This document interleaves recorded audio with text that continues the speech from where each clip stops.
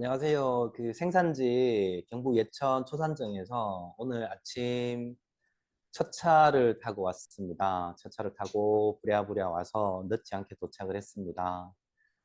아, 제가 오늘 이렇게 일단 화면상으로 보지만 많이 설렜어요. 이렇게 우리 조합원님 분들 뵌다고 생각하니까. 그래서 어제 제가 꿈을 꿨는데 어, 그 돼지 꿈을 꿨습니다.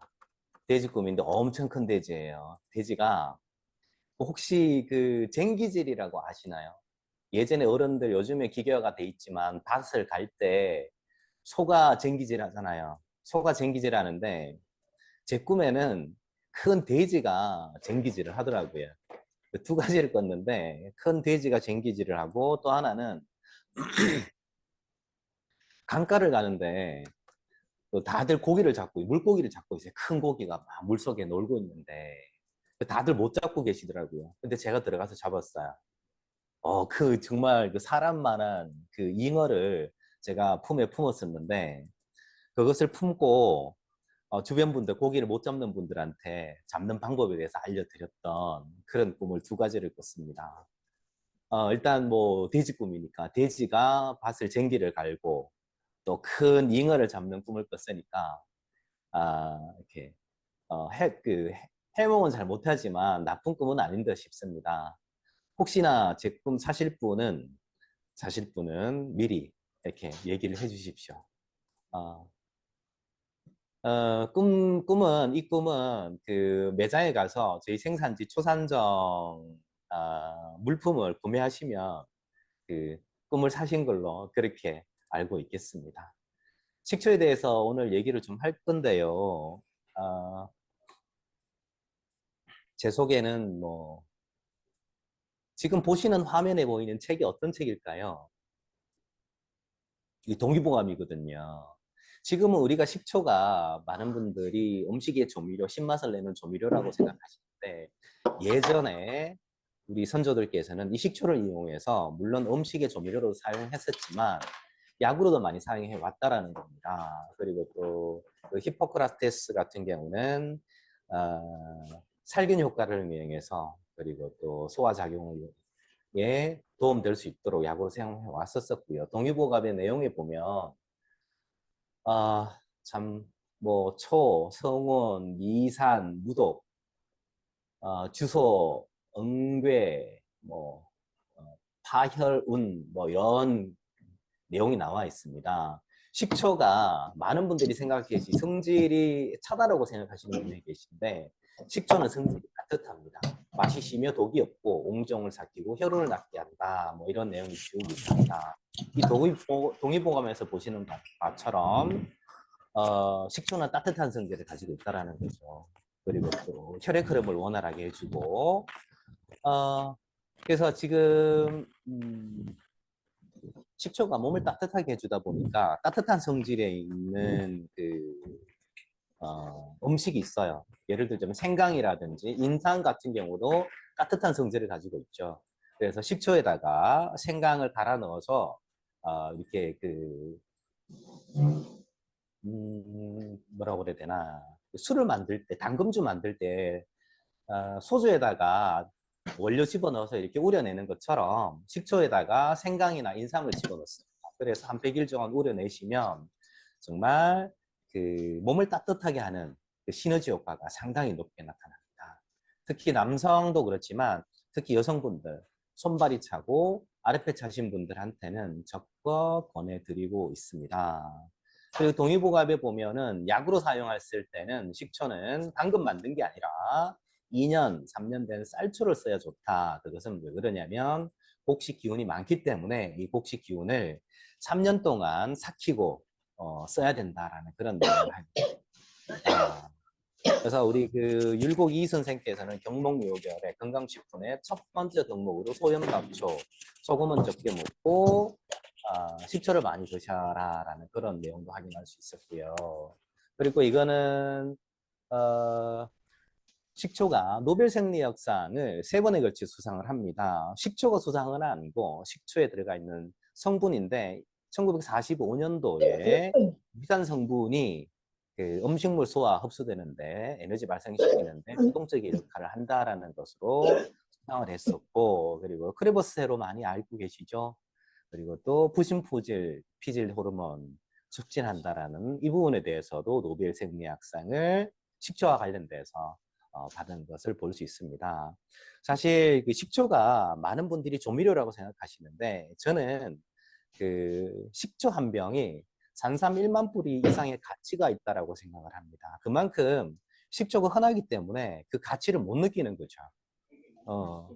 예를 들자면 식초는 천연 소화제라고 할 수 있어요. 식사를 하시고 난 후에 식초 한 스푼 15ml 정도를 물 15배에서 20배 정도 희석해서 식초차로 마십니다. 그렇게 되면 과식을 했을 때나 아니면 뭐 기름지고 느끼한 음식 드셨을 때 일단은 식초를 드시게 되면 입에서 타액이 분비가 돼요. 침유 소화제죠. 그러면서 위산 분비를 촉진해서 소화 흡수는 물론이고 정말 천연 소화제 역할, 아무리 과식을 하더라도 식초 한 물 한 잔 드시면 편안함을 느낄 수가 있습니다. 그리고 또 식초 같은 경우는 사실 우리가 우리 장기 같은 경우는 그 우리 음식의 맛으로서도 많이 연관이 돼 있다는 것을 알고 있죠. 예를 들자면은 짠맛은 우리 신장과 연결이 돼 있죠. 짠맛은 신장과 연결이 돼 있고, 그리고 쓴맛은 심장과 연결이 돼 있고, 단맛을 느끼는 것 같은 경우는 비장과 연결이 돼 있고, 그리고 우리 매운맛 같은 경우는 폐랑 연결이 돼 있습니다. 그래서 단맛을 잘 못 느낀다, 아니면은 뭐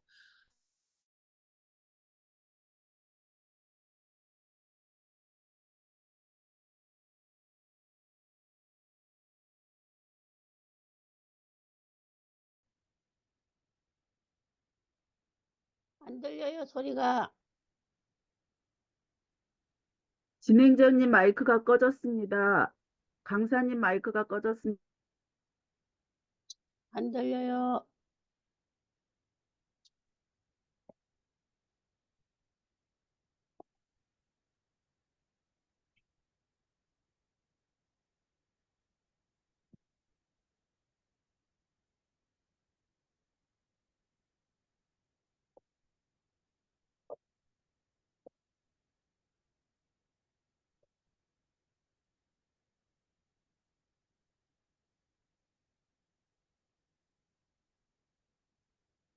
안 들려요.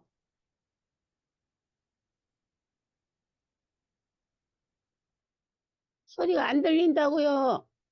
네. 소리 들립니까? 네, 이제 들려요. 이제 들립니까? 네. 네.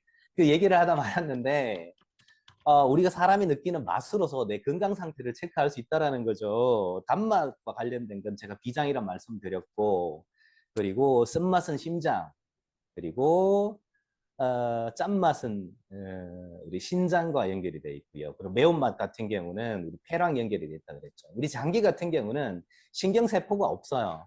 그래서 그 장기가 이상하다는 것을 우리 몸에서 잘 느끼지 못한다라는 거죠. 그래서 간 같은 경우는 뭐 침묵의 장기라는 그런 얘기를 하듯이 신맛은 간과 연결되어 있습니다. 간은 어떤 역할을 하냐면 우리 몸에 들어온 독소를 그 해독하는 역할을 합니다. 그게 가장 중요한 역할이죠. 그래서 우리가 뭐 술이라든지 그 음주를 냈을 때 간에서 해독을 하게 되는데 식초물 한 잔 드시게 되면 그 해독력이 엄청 높아진다라는 거.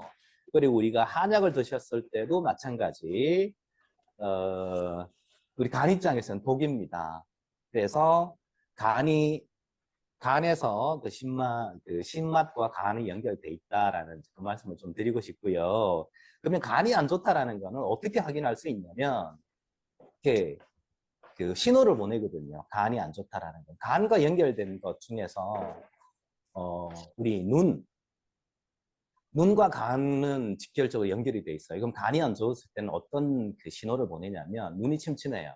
눈이 침침한다든지, 아니면 이제 눈곱이 낀다든지, 아니면 뭐 갑자기 뿌옇다든지, 이런 증상이 나타납니다. 이게 신호거든요.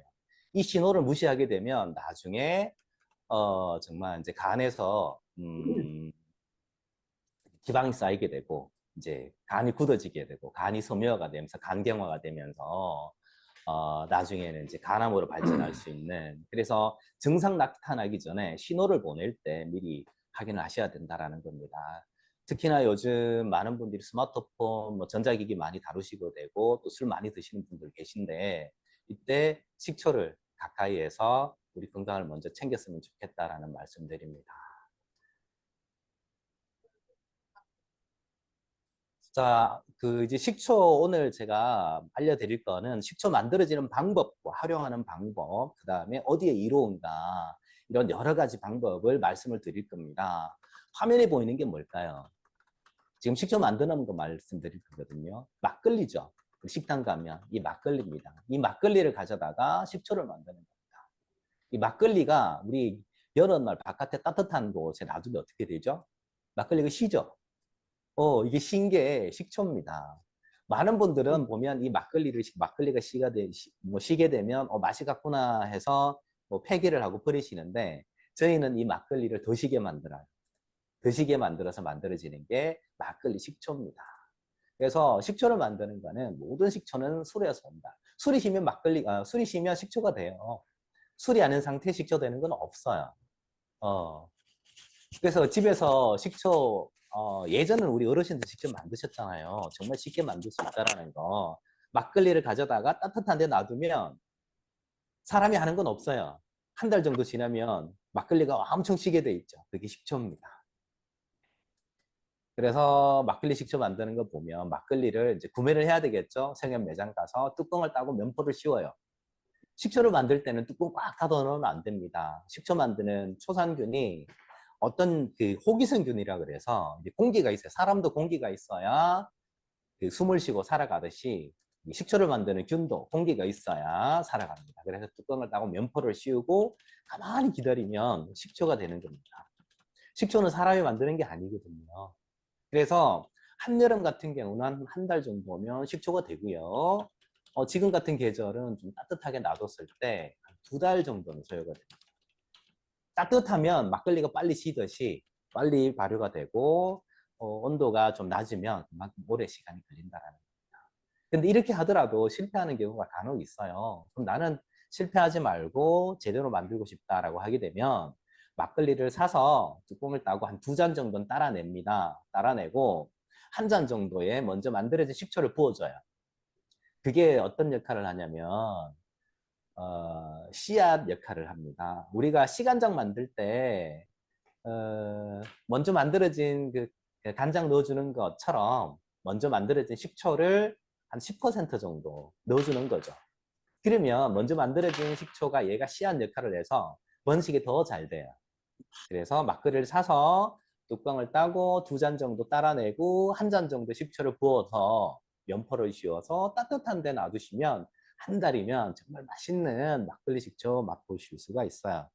정말 맛있어요. 막걸리 식초. 네. 이렇게 만드시면 됩니다. 이렇게 제가 이렇게 보시는 거 보이시죠? 이게 제가 실험했던 건데 제가 유튜브를 하면서 이게 종초 투입이라는 것도 있고 종초 안 투입되어 있는 게 있는데 막걸리를 사다가 이렇게 한 잔 따라내고 2잔 따라내고 한 잔 그 식초를 부었던 그래 그 위에는 면포를 씌워서 방 안에 놔뒀던 이렇게 하니까 한 달 지나니까 4병 다 식초가 잘 됐습니다. 감식초 만드는 거요. 감은 그러니까 식초 만드는 건요. 사람이 만드는 게 아니라 자연이 만들어요. 지금에야 우리가 식초 만드는 거 슈퍼에 가서 만드는 보는 식초는 사람이 만드는 식초죠. 사람이 만드는 식초는 단 이틀 만에 식초가 만들어져요. 큰 스텐통에서 인위적으로 막 이렇게 공기 주여하고 영양분 집어넣고 인위적인 작업을 통해서 이틀 만에 식초가 수십 톤 만들어지지만 자연에서 만들어지는 식초는 그렇게 만드는 게 아니에요. 초산균이라는 미생물이 서서히 증가되면서 자연적인 반응에 의해서 발효에 의해서 식초가 만들어지는 거죠. 감식초 같은 경우도 마찬가지. 감을 가만히 놔두면 감이 어떻게 될까요? 생감을 가만히 놔두면 감이 홍시가 되거든요. 감이 홍시가 되는데 이 감이 홍시가 됐다가 또 어떻게 될까요? 홍시가 됐다가 얘가 물러 터져요. 옆에 물이 나오는 거죠. 이 화면에 그림을 보시면 대봉감인데 제가 대봉감을 먹다가 좀 양이 많이 남아서 이렇게 그 유리병 속에 넣어놓은 겁니다. 지금 얘가 대봉감이 홍시가 됐다가 옆에서 진물이 이렇게 진물이라고 하면 좀 그렇네요. 물이 나와서 이렇게 식초가 되는 과정을 볼 수 있는 겁니다. 이 과정이 얼마 정도 걸렸냐면 대봉감을 유리병에 넣어놓은 지 한 달 만에 이렇게 됐어요. 이게 지금 식초거든요. 감을 가져다가 유리병에 넣고 가만히 놔두면 얘가 홍시가 됐다가 나중에 이제 얘가 이렇게 물러 터지면서 물이 나오면서 식초가 되는 겁니다. 그게 식초입니다. 식초 만드는 건 너무 쉬워요. 가만히 놔두면 되는 거거든요. 그래서 우리는 얘를 걸러서 이렇게 면포 같은 데다 걸러서 식초로 사용하면 된다라는 겁니다. 너무 쉬워요. 에피소드 크레오파트라와 안티미우스 사랑, 여기에 식초가 관여됐다라는 겁니다. 크레오파트라가 안토니우스의 사랑을 받게 되는데 그 크레오파트라가 이뻐서 그 로마 황제의 사랑을 받은 게 아니라 여자의 대범함, 그 옛날엔 진주가 상당히 큰 그 보석이었거든요. 이 보석을 식초에 넣으면 이 진주가 녹습니다. 진주가 탈산칼슘으로 돼 있거든요. 얘는 식초에 넣으면 그 진주가 녹습니다. 이 녹여서 마셨다는 그런 일화가 있습니다. 시간 관계상 좀 더 설명드리고 싶은데 이런 크레오파트라와 안토니우스 사랑에는 진주가 있었고 거기에는 진주를 녹였던 식초가 있었다라는 그런 내용이고요. 16세기, 17세기에 유럽에 흑사병이 도래했습니다. 그래서 유럽 인구의 3분의 1이 전염병으로 사망을 하게 되는 그런 게 있었는데 패스트라 그러죠. 이 패스트는 어떤 질병이냐면 온 피부가 끄먹게 이렇게 물집이 생겨서 죽는다 그래서 흑사병이라 그러는데 이 패스트는 그 쥐라든지 벼룩, 그러니까 쥐라든지 토끼라든지 설치류에 이렇게 옮겨 붙는 벼룩을 통해서 옮기는 병입니다. 근데 이때 항상 전염병이 창궐을 할 때 보면은 이게 나쁜 짓 하는 친구들이 있잖아요. 도둑들이 있었어요. 모든 사람들이 전염병에 창궐을 하다 보니까 문을 꽁꽁 걸어 닫고 밖에 못 나가는데 이 도둑들은 밖에 나가서 한 가족이 전부 다 전염병으로 사망한 집에 들어가서도 물건을 훔치고 막 그랬다는 거죠. 나중에 잡혔어요. 근데 얘네들은요, 도둑들은 전염병이 감염이 안 됐다는 겁니다. 그 이유가 뭘까? 그래서 너희들이 어떻게 감염이 안 됐냐 알려주면 그 살려주겠다라는 이제 집행관의 얘기에 따라서 이 친구들이 흑사병에 걸리지 않았던 이유는 뭐냐면 식초였거든요. 도둑질을 하러 나가기 전에 식초를 온몸에 뿌려요. 도둑질을 하면서도 식초를 뿌려요. 그리고 마시기도 하고, 갔다 와서도 뿌리고. 그래서 전염이 안 됐다는 건데, 병에 감염이 돼서 나았다라는 게 아니라, 그 전염이 되는 걸 차단한 것 같습니다. 왜냐하면 온몸에 식초니까 식초가 살균 효과도 있을 뿐더러 그리고 식초 냄새가 진동을 하겠죠. 그러면 설치류에 붙어 있던 벼룩들이 사람 몸에는 못 오는 겁니다. 그래서 차단한 역할이 있지 않았나라는 생각이 합니다. 이런 내용도 이제 식초와 관련이 있고요. 성인병과 식초 말씀을 좀 드리는데 제가 아까 그 식초 한 병은 산삼 1만 뿌리보다 낫다라고 말씀드린 이유가 식초가 따뜻한 성질을 그랬죠. 동의보감을 보는 것처럼 따뜻한 성질이고 그리고 음식의 소화 흡수분부터 시작해서 특히 간에 이롭다라고 말씀드렸습니다. 간질환. 우리가 간이 침묵의 장기라 간은 신경세포가 없어요. 우리가 피부 같은 데는 이런 데나 보면 이제 꼬집거나 이렇게 되면 신경세포가 있기 때문에 아프잖아요. 근데 장기는 이 신경세포가 없다라는 거죠. 간이 아파도 사람이 못 느껴요. 그래서 간은 어떻게 표현을 하냐면 우리한테 신호를 보냅니다. 어떻게 신호를 보내냐면 가장 그 작은 신호는 제가 아까 전에 말씀드린 것처럼 눈과 연결이 돼 있다 그랬죠. 간은. 그래서 눈이 침침해요. 노안하고 다릅니다. 눈이 침침하고 그리고 눈이 뻑뻑해지고 요즘 안구건조증 많잖아요. 그래서 인공 눈물 뿌리기도 하는데 이게 그냥 단순히 안구 질환이 아니라 간과 연결됐다라는 거 한번 고민을 해 보실 필요가 있습니다. 내가 늦게까지 스트레스를 받아서 피로가 많이 쌓였다라든지 아니면 독한 약을 계속 먹고 있다라든지 아니면 뭐 술이라든지 이런 걸 많이 드신다라고 하시게 되면 반드시 자기 증상을 체크를 해 보셔야 된다라는 겁니다. 그리고 간이 안 좋으면 어떤 증상이 나타나냐면 온몸이 가려워요. 막 이렇게 막 등도 그렇고 막 이렇게 접히는 부분도 그렇고 몸이 상당히 많이 가렵다라는 거죠. 가려운 이유는 뭐냐면 우리 몸의 독소가 음식을 먹었을 때 이 독소가 어떻게 간에서 해독을 해야 되는데 이 해독을 못 한다라는 거죠. 이 독소라는 건 뭐 있을까요? 뭐 탄수화물도 있을 거고 당류도 있을 테고 여러 가지 많이 우리가 몸에서 원하는 양의 이상을 섭취했을 때 얘가 독소가 되는데 이런 걸 많이 드셨다는 거죠. 그리고 인스턴트 식품 같은 경우 기름진 거 이런 거 많이 드시게 되면 결국 어떻게 될까? 시간이 지나면서 남자들 같은 경우는 그 내장 지방 많이 생겨요.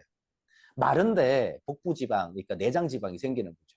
그렇게 할 수도 있고 또 여성분들 같은 경우는 이 독소가 바깥으로 빠지질 못하게 이제 변비 때 변비가 있고 하고 독소가 빠지질 못하다 보니까 어떻게 피부가 막 가려운 거죠. 온몸이 가려워요.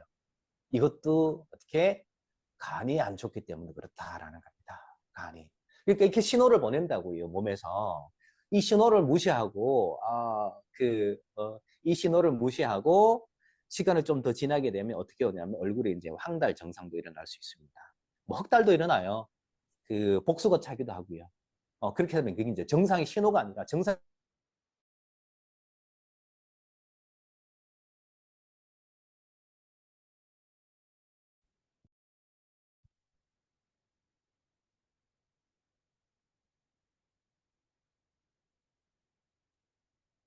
안 들려요. 강사님 말씀 안 들립니다. 됐습니까? 들립니까?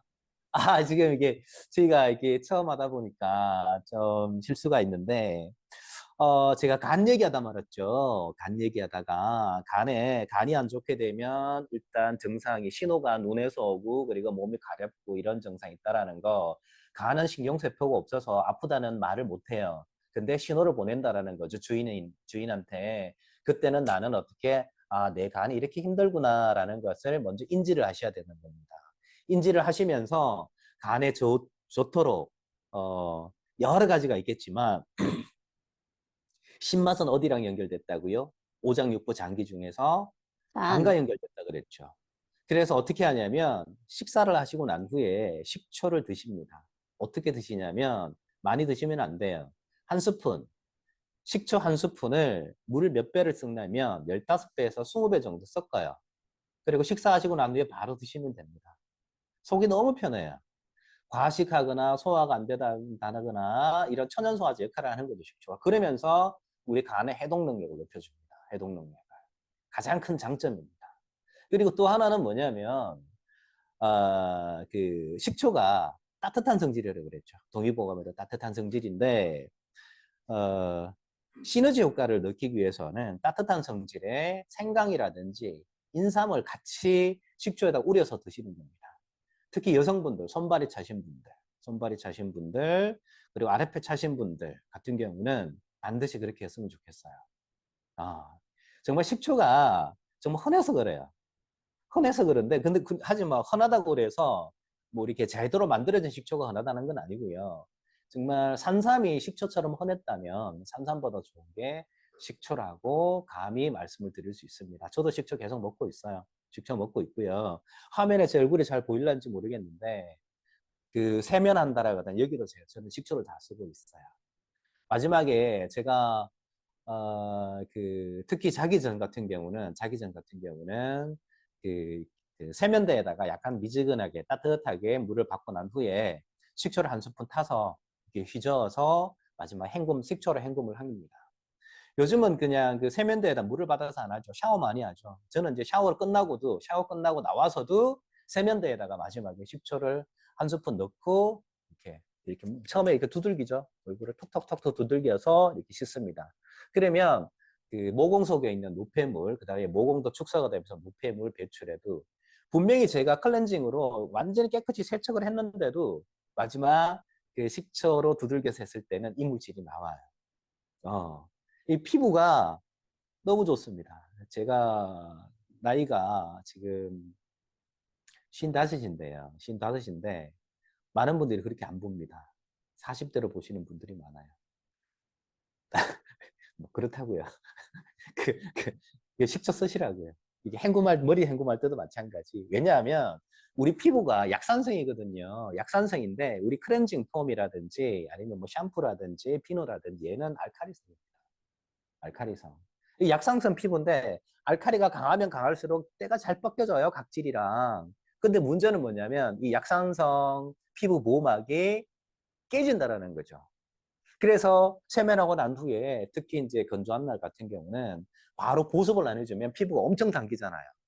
이때가 피부 노화가 급격히 일어나거든요. 근데 식초 3리터, 물 3리터에다가 식초 한 스푼만 넣게 되면 pH가 우리 피부와 같은 pH가 됩니다.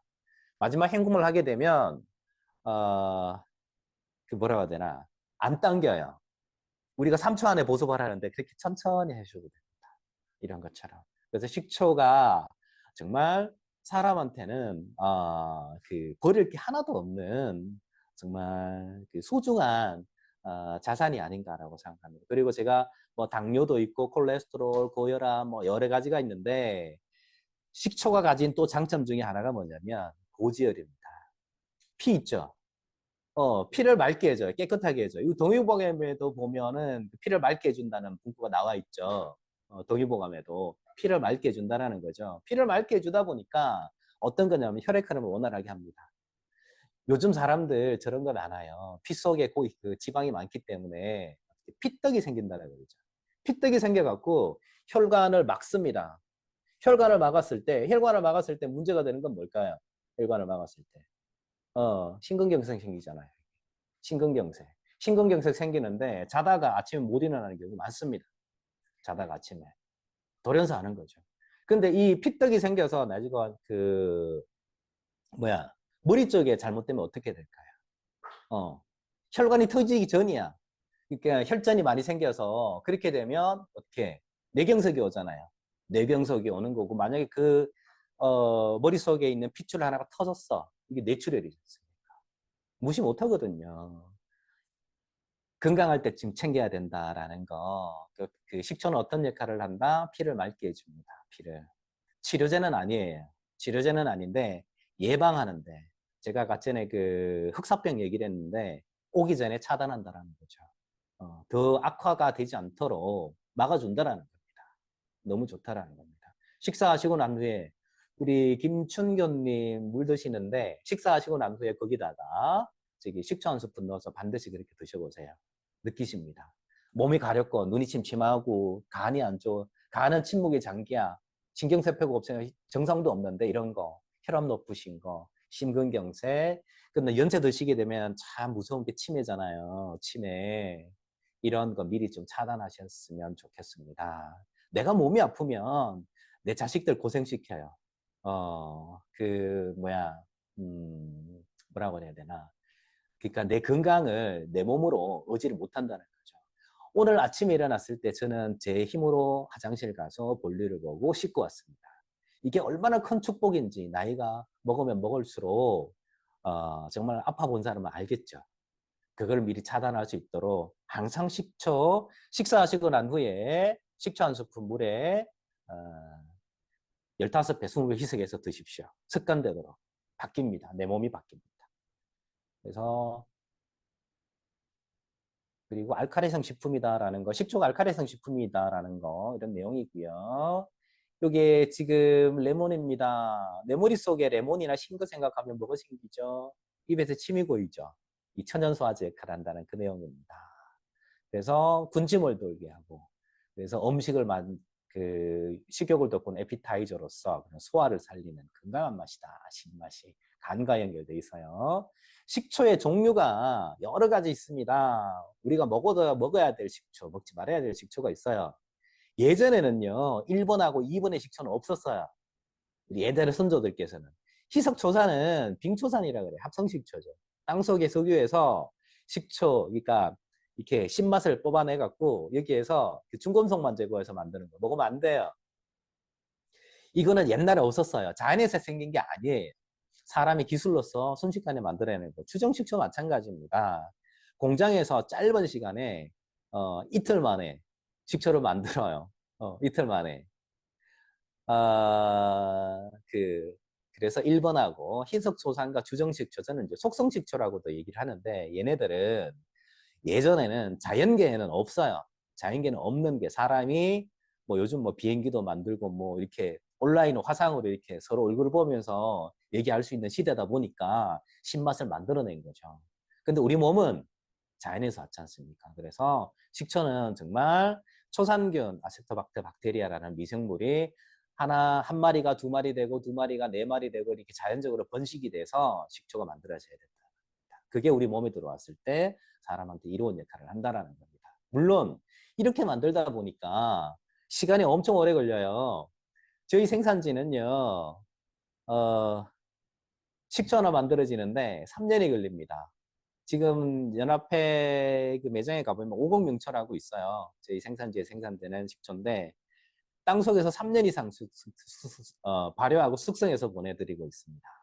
아, 참 3년이 짧다 하면 짧고 길다 하면 길 수 있는데 이 기간 동안 그 동의보감에 나와 있는 약으로 쓸 때는 식초는 최소 2년, 3년 묵어야 된다라는 그런, 그래서 곡물의 기운을 삭힌다라는 그런 것처럼 이런 묵으면 묵을수록 3년 이상 지나게 되면 그 사람도 시간이 지나면 처음에는 막 독한 기운이 있다가 나이를 먹으면 먹을수록 좀 느긋한 게 있잖아요. 도끼가 빠지면서 식초도 마찬가지입니다. 이 숙성 과정을 통해서 이 독한 기운이 빠진다라는 거죠. 숙성 기간을 통해서. 그래서 사람한테 이로운 역할을 한다라는 그런 내용입니다. 그리고 희석초산, 빙초산 이거 아직 많이 쓰고 있어요. 이게 식당 같은데 왜냐하면 저렴하니까 싸니까. 그리고 이제 일반 슈퍼 가면 많이 파는 뭐 현미식초, 사과식초 이거 빠르게 이틀 만에 몇십 톤씩 만들어진다라는 거, 주정을 쓴다는 거. 근데 이제 발효식초로 하고 있어. 이런 것도 안 드셨으면 좋겠어요. 안 드셨으면 이런 식초는 어디 쓰냐면 이제 그 주방 이렇게 씻을 때 아니면 내 얼굴을 같이 아까 전에 이제 뭐 이렇게 마지막 헹굼할 때 그때 사용하시는 거는 괜찮습니다. 드시는 거는 권해드리진 않습니다.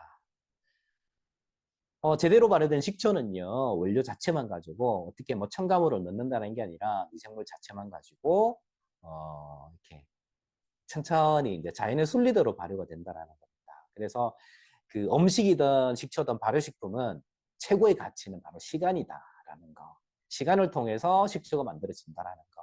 이런 오랜 그 인고의 시간을 통해서 사람한테 이로운 역할을 한다라는 거. 결국은 이런 시간을 통해서 보답을 한다라는 그 내용 말씀드립니다. 어,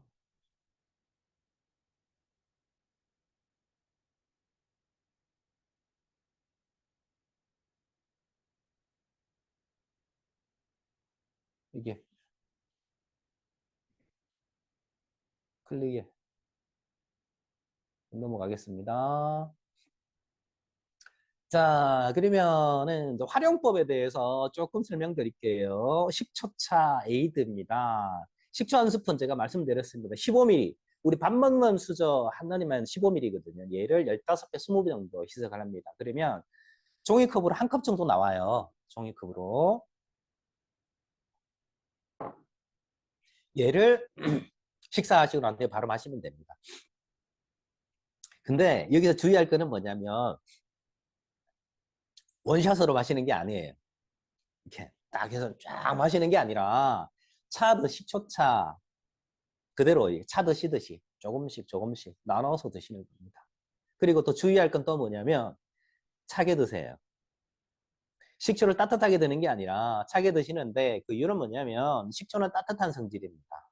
그리고 또 이 따뜻한 성질인데 이때 따뜻하게 드시게 되면은 오히려 역효과가 날 수 있어요. 하지만 내가 몸이 너무 안 좋아, 너무 밖에 나서 이제 춥게 있다 와서 뭐 그럴 경우에는 따뜻하게 드세요. 하지만 보통 드실 때는 차게 돼서 드시면 됩니다. 그리고 과식이나 고기, 기름진 밀가루 음식이 천연소화제 역할을 한다라는 거, 그리고 조금씩 음미해서 드신다라는 거. 정말 저는 물에만 희석해 마시거든요. 근데 너무 맛있어요. 괜찮아요. 근데 이제 아기들이라든지 정말 드시기 어려운 분들은 뭐 탄산수라든지 과즙 음료도 괜찮습니다. 소화 안 될 때는 탄산수 드시면 안 되고요. 이렇게 희석해 드시면 됩니다. 식초 버먼트 요구르트, 그러니까 이제 식초에다가 이제 꿀을 섞어서 조금 이제 쉽게 드시는, 미국 버몬트 지방에는 그 사과 버몬트, 식초 버몬트가 잘 알려져 있습니다. 버몬트 지방이 이제 장수 지방으로 알려져 있거든요. 그 이유가 어떻게 사과 식초에다가 꿀을 섞어서 물에 희석해서 많이 드셨다라는 거고요. 우유에다가 식초를 한 스푼 넣게 되면 우유의 유단백질이 이렇게 걸쭉해져서 응고가 됩니다. 응고가 되면 다른 것보다 칼슘 흡수율이 7배 상승해요. 엄청 높아지죠, 칼슘 흡수율이. 우리 칼슘은요, 미네랄입니다. 칼슘은 미네랄이다 보니까 우리 몸에 흡수가 안 돼요. 금속이죠, 금속. 그래서 우리 몸이 흡수가 안 된다라는 거죠. 그래서 칼슘이 많은 어떤 멸치라든지 이런 식품을 드신다고 해서 우리 몸에 흡수가 되는 게 아니라 그들의 배설이 된다라는 겁니다. 흡수가 안 돼서. 그게 문제예요. 칼슘 많은 음식을 드시는 게 아니라 칼슘 흡수율을 높이는 게 문제다라는 거. 근데 식초는 어떻게 된다? 제가 아까 크레오파트라 얘기를 했는데 이 진주가 탄산칼슘인데요. 식초에다가 뭐 조개 껍질이라든지 계란 껍질을 넣게 되면 어떻게 될까요? 기포가 막 올라오면서 칼슘이 물에 녹습니다. 식초에 녹아요. 칼슘이 이온화된다는 거죠. 칼슘이 물에 녹아요.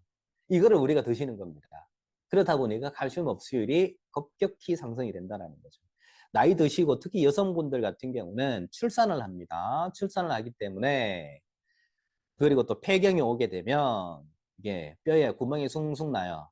뼈에 구멍이 숭숭 나는데 저는 정말 이렇게 했으면 좋겠어요. 이렇게 그 건물 같은 데 보면은 구멍 숭숭 난 노후화된 건물 같은 경우는 뭐 구멍이 숭숭 나 있잖아요. 거기다가 공구리 이제 표준 말은 아닌 것 같은데 공구리 확 쳤으면 구멍 난 내 뼈에 공구리를 좀 쳤으면 좋겠다라는 그 생각을 했거든요. 근데 그렇게 할 수는 없잖아요. 그거를 할 수 있도록 해주는 게 뭐냐면 바로 그 우유에다가 식초를 한 스푼 넣어서 이게 걸쭉하게 해서 드세요. 그러면 우유가 이렇게 걸쭉해지거든요. 이거는요, 소화 흡수에도 좋습니다. 우리가 우유 한 잔 드시게 되면 두유도 마찬가지고요. 위속에 들어가면 위산에 의해서 똑같이 이렇게 몽글몽글하게 일어납니다. 이건 어떻게 확인할 수 있냐면, 갓난애기, 애기 엄마 젖 먹이고 난 뒤에 이제 등 토닥토닥 이렇게 등 트럼 시키잖아요. 트럼 안 시키면 토하잖아요. 토했을 때 보면 애기 그 토한 게 어떻게 될까요? 엄마 젖이 몽글몽글해 있잖아요. 그게 애기도 위산해여서 그렇습니다. 근데 우리는 바깥에서 식초로 벌써 이게 유단백질을 응고를 시켜서 드시는 거기 때문에 소화는 물론이고 칼슘 섭취. 구멍난 내 뼈에 공구리 치자 이런 말을 좀 씁니다. 저는 이렇게 좀 드셨으면 좋겠어요. 그래서 식초 이렇게 드실 때 제가 그림에 보시는 것처럼 이 샐러드 같은데 과일이라든지 채소 이렇게 뿌려서 드시는 방법도 상당히 좋습니다. 맛있어요. 일단 맛있어야 드시니까. 그리고 식초하면 빠질 수 없는 게 다이어트입니다. 다이어트. 예전에 몇 년 전에 그 파인애플 식초 다이어트, 뭐 바나나 식초 다이어트 한참 유행을 했었죠. 근데 많은 분들이 바나나 식초, 뭐 파인애플 식초 드시는데 안 빠져 이런 얘기를 하시는 분이 계세요. 왜냐하면 이유는 있어요. 파인애플 식초를 만드는데 파인애플 1, 식초 1, 설탕 1이 들어가더라고요. 설탕이 설탕 1g에 4kcal 내는데 당분을 같이 드시는 거니까 칼로리가 그만큼 나는 그 정말 다이어트 살 뺀다고 먹었는데 계속 칼로리를 같이 드시는 겁니다. 그러다 보니까 당연히 효과는 떨어질 수밖에 없는 거죠. 그래서 무가당 파인애플 식초를 만드는 겁니다. 방법은요. 파인애플 1 그리고 식초 1입니다. 파인애플 껍질고 꺾여내서 1cm 정도로 깍둑 썰기해서 그냥 1대1 비율로 해서 유리병에 담아서 냉장고에 부어서 2주 숙성해서 드시면 돼요. 죄송합니다. 잠시만요.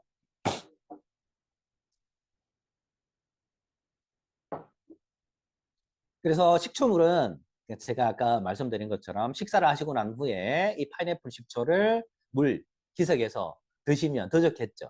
더 좋을 거고요. 그리고 파인애플 깍두석이 남았던 건 얘는요. 우리 그 드레싱, 그러니까 샐러드 할 때 토핑이나 이렇게 아니면 아이스크림 토핑으로 드시면 너무 맛있어요. 이렇게 드셔도 괜찮습니다.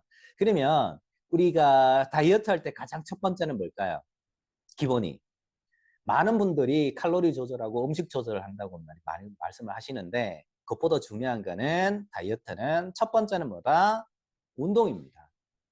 내가 먹은 만큼 소비를 해야 되지 않습니까? 운동을 하면서 두 번째는 뭐냐면 바로 식초랑 같이 드시는 겁니다. 식초는 어떤 역할을 한다? 바로 그 잉여 지방을 그러니까 이제 잉여 칼로리를 태워주는데 도움을 준다라고 말씀을 드릴 수 있습니다. 우리 노벨 생리학상 두 번째 2차 노벨 생리학상 받은 데 보면은 크레보스로 보이시죠? 그에 의해서 마찬가지 초산이 에너지를 소비하는데 주동적 역할을 한다는 내용을 보면 알 수가 있습니다. 그래서 다이어트 하실 때 설탕 넣지 말고 파인애플과 식초 1대1로 넣고요. 2주 숙성해서 물을 식사하시고 나서 드시고요. 그럼 소화도 잘 될 뿐더러 그리고 어떻게 한다? 운동과 병행해서 하시게 되면 시너지 효과가 생기는 겁니다. 시너지 효과가. 옛날에 우리 만화 영화 보면은 이제 마징가 제트가 있는데 마징가 제트에 날개를 달면 이제 그레이트 마징가가 되거든요. 그런 것처럼 운동이 마징가 제트라면 그 뭐야 식초를 갖추게 되는 그레이트 마징가가 됩니다. 비교가 될려나 모르겠습니다. 초콩 초밀란입니다. 초콩도 우리 그 다이어트 때문에 많이 드시죠. 진호니콩 2컵, 식초 3컵 넣어서 주둥이 넓은 데 넣었다가 일주 있다가 콩을 드시는 건데 초콩도 마찬가지 드시기 어려운 분들이 많으세요. 식초의 신맛, 그러니까 신맛이라든지 이런 것 때문에. 그래서 저는 초콩을 담을 때는 초콩을 물에 불려서 씻어서 물기를 가시기 전에 후라이팬에다 살짝 덮으라고 말씀드립니다. 볶는 게 아니라 덮는 거, 차 덮는 것처럼 덮어서 총에 풋내를 가시기 위해서 초콩을 담게 되면 드시기가 훨씬 편합니다. 그래서 식사하시고 난 후에 20알 정도 드시면 어떤 그 콩에 이소폴라본 성분이 많지 않습니까? 에스트로겐 성분이 많으니까 이렇게 전해드리고요.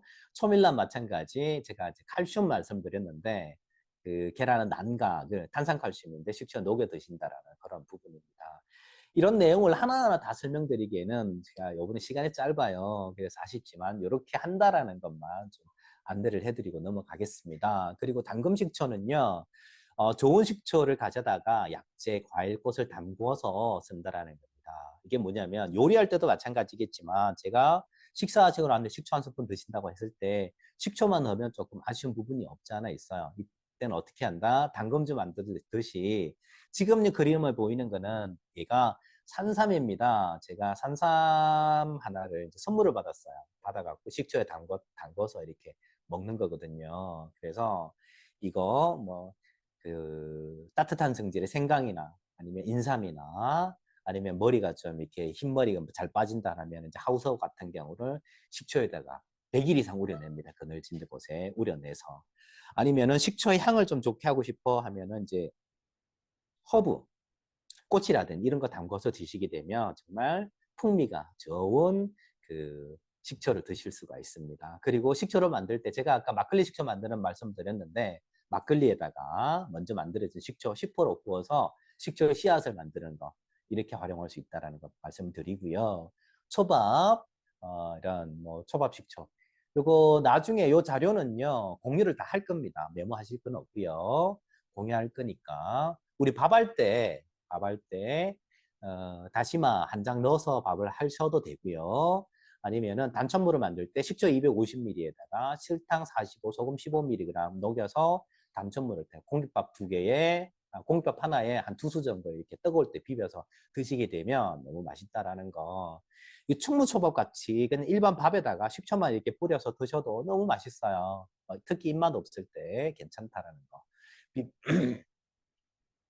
비빔밥에도 식초 한 스푼 들어가면 끝내줍니다. 비빔밥에도.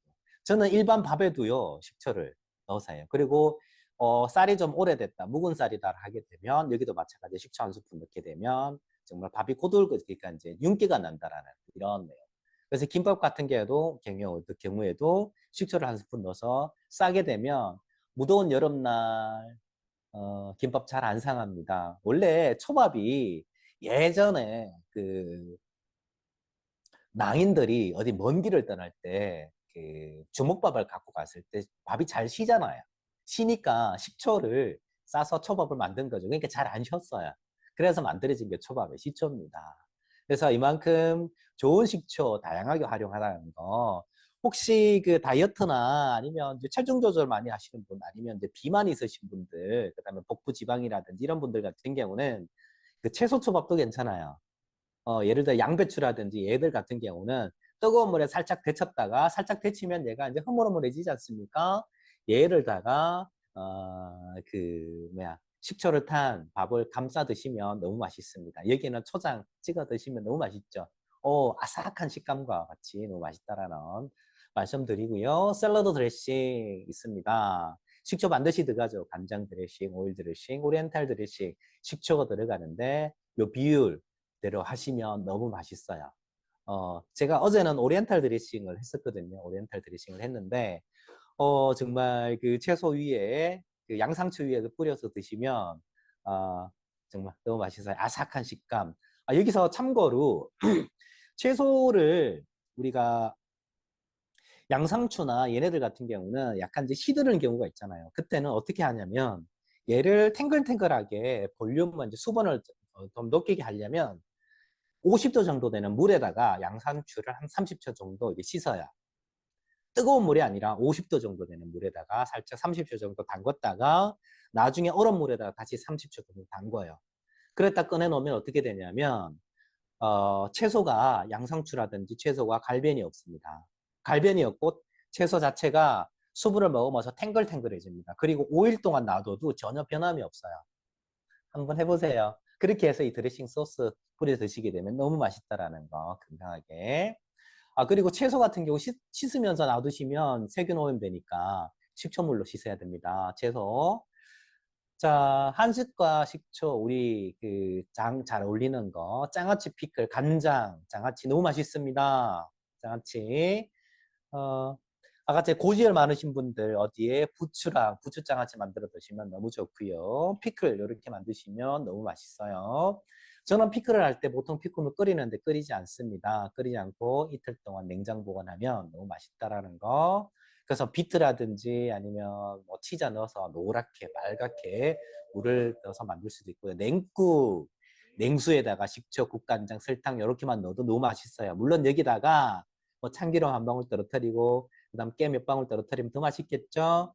초간장 가장 기본이 식초이랑 진간 그러니까 간장 1만 넣어도 너무 맛있어요. 물론 여기다가 뭐그 참기름 한 방울 떨어뜨리면 너무 맛있다라는 거죠. 이렇게 활용하실 수 있는 방법이 다양하다라는 겁니다.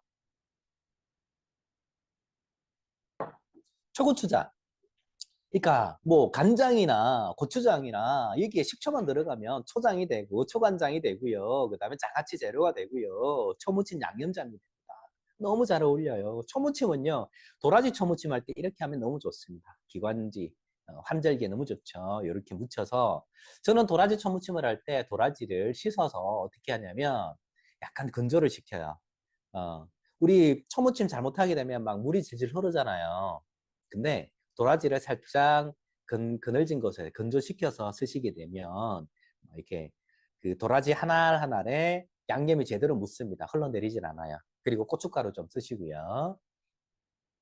그리고 소스, 마요네즈, 케첩 여러 가지 여기도 다 식초 들어간다는 그런 말씀 드리고 있고 라면에 식초 하나 들어가면 국물이 시원합니다.